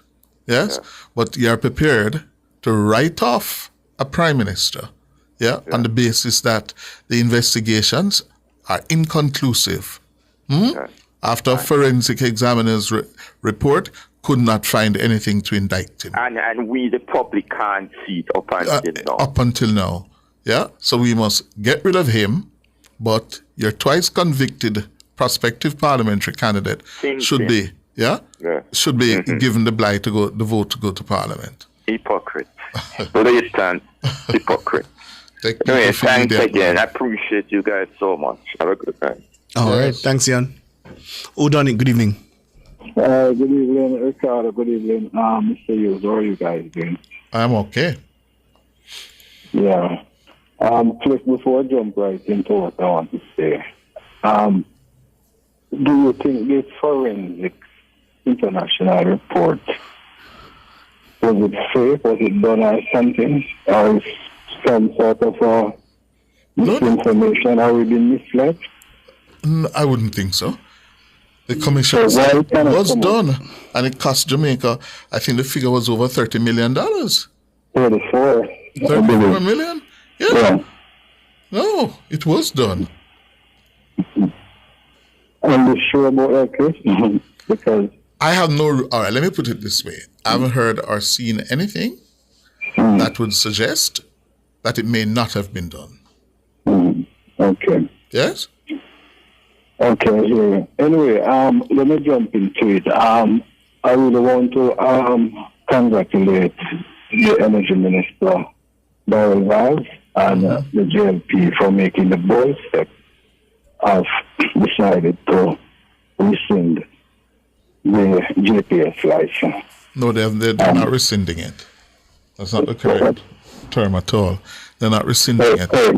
They're saying that when it comes to an end, as it is due to come to an end, on the 8th of July, 2027, it will not be renewed.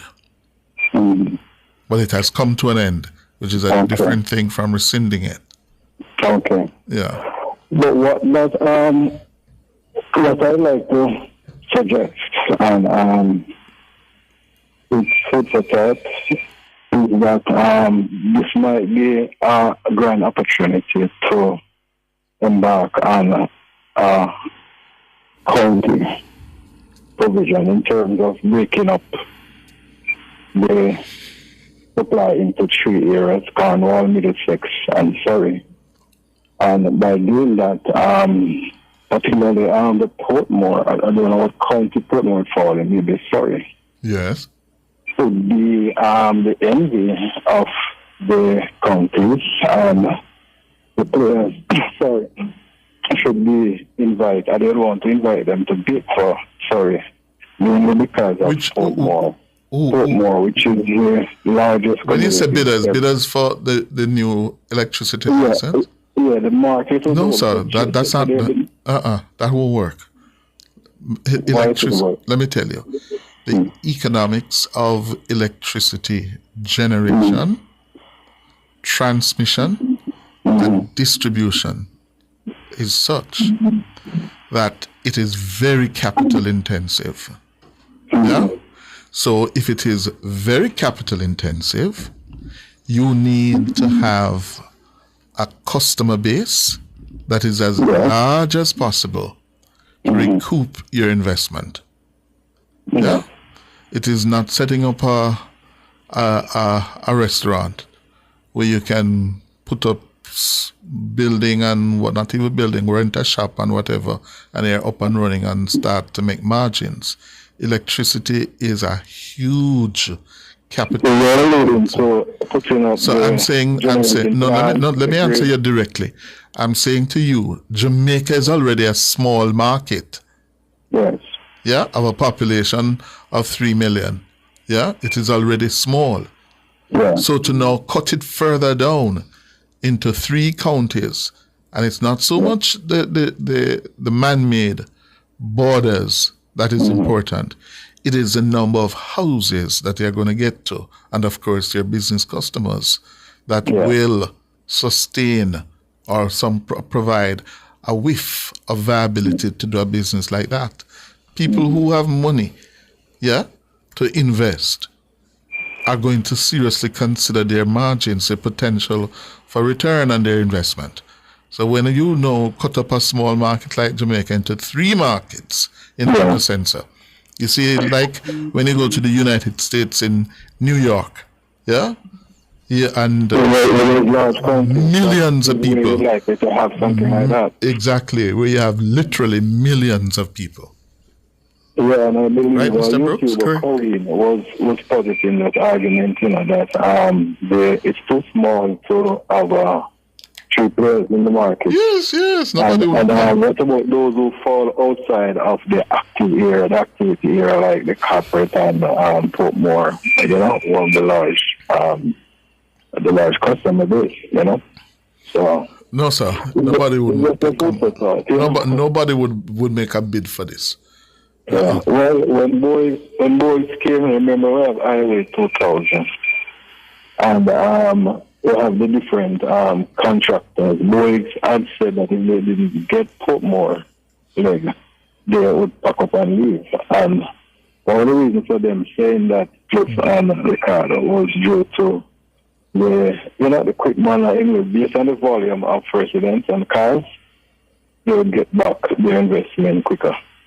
Mm-hmm. So I was thinking about a numbers game that could have played where Portmore residents would benefit from paying the cheapest light bill due to the volume of numbers, And what is going to make it cheaper to get them the light, the power? What I'm saying is that you'll have the various entity in place, like the street lights had already been up the lines and all of that, and the generating plants. So I would say that the government could probably take that if they want to say so they own all the facilities, and then JPS would then jump in and become one of the players and two other persons. So no, sir.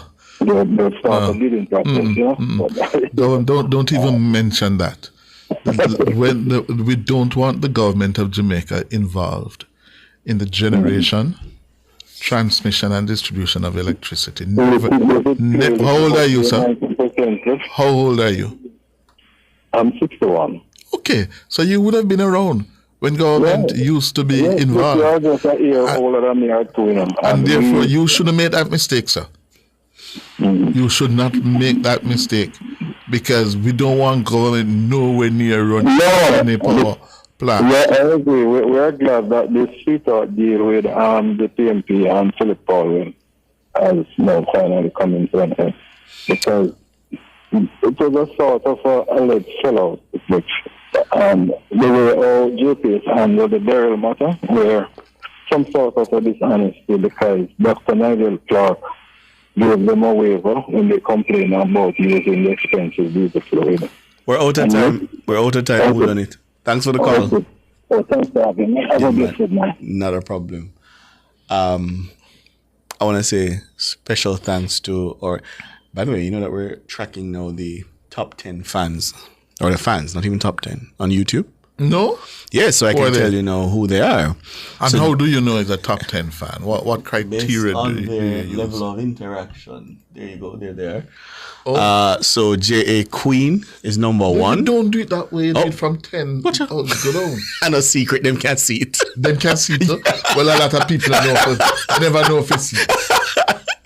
J.A. Queen is number one, 225 expressions. Cheryl Grant is next. Janice Barnaby follows. Angela Determined One. David Nebar. Godfrey Smith. Carlene Smith. IP40, Marigold Weber, and Betsy Powell. They are the top 10 YouTubers this evening, the top fans on the page. And it's only for this evening? But for this evening, this particular show, yes. Oh. Right, it goes all the way down to 50. Top fans. Yeah. Okay. So thank you for sharing space with us. We appreciate you. Good. So we need to give these people a prize. Oh. Yes. So, he has escalated it in books. Yes. Yeah, if you get into the top 20. So Carlene said that we want prize. Exactly. Yeah. You have to reward people. All right. Yeah. So we're going to you and Janelle upstairs and the salespeople will have to figure it out. And we make the prize on a monthly basis. Well, fair. Or probably a weekly basis. A weekly basis? Yeah. Yes. Yeah. And then we have the big winner for the end of the year. All right, boss. Rome says Alkaline in the building tomorrow. Yes, Cliff will sit down with international dancehall artist Alkaline at 12:15 tomorrow. I think so. Yes. And that's coming to you live on YouTube, so you can look out for the countdown. We'll start counting down around about 5 minutes of the interview. Cliff has been preparing studiously, so he's ready to deliver. Alkaline. It's not my comfort zone. Entertainment. Yeah, it's not my comfort zone, but I... No, me go see if you're a journalist or you're a journalist. You're a journalist or you're a squirmerish. Right, books? No, I'll put no more pressure upon you. Mikhail says, big interview tomorrow. Yes. Cliff sits down with Alkaline. You don't want to miss that. Probably you should tell me, send me some of the questions you'd love for me to ask him. All right. Yeah? Fair. All right. Yeah. That's where we're going to leave it. Thanks to our producer, Dana Davey, our technical operator, Andrew Anderson, members of the news and production team, led by our editor, Cara Powell.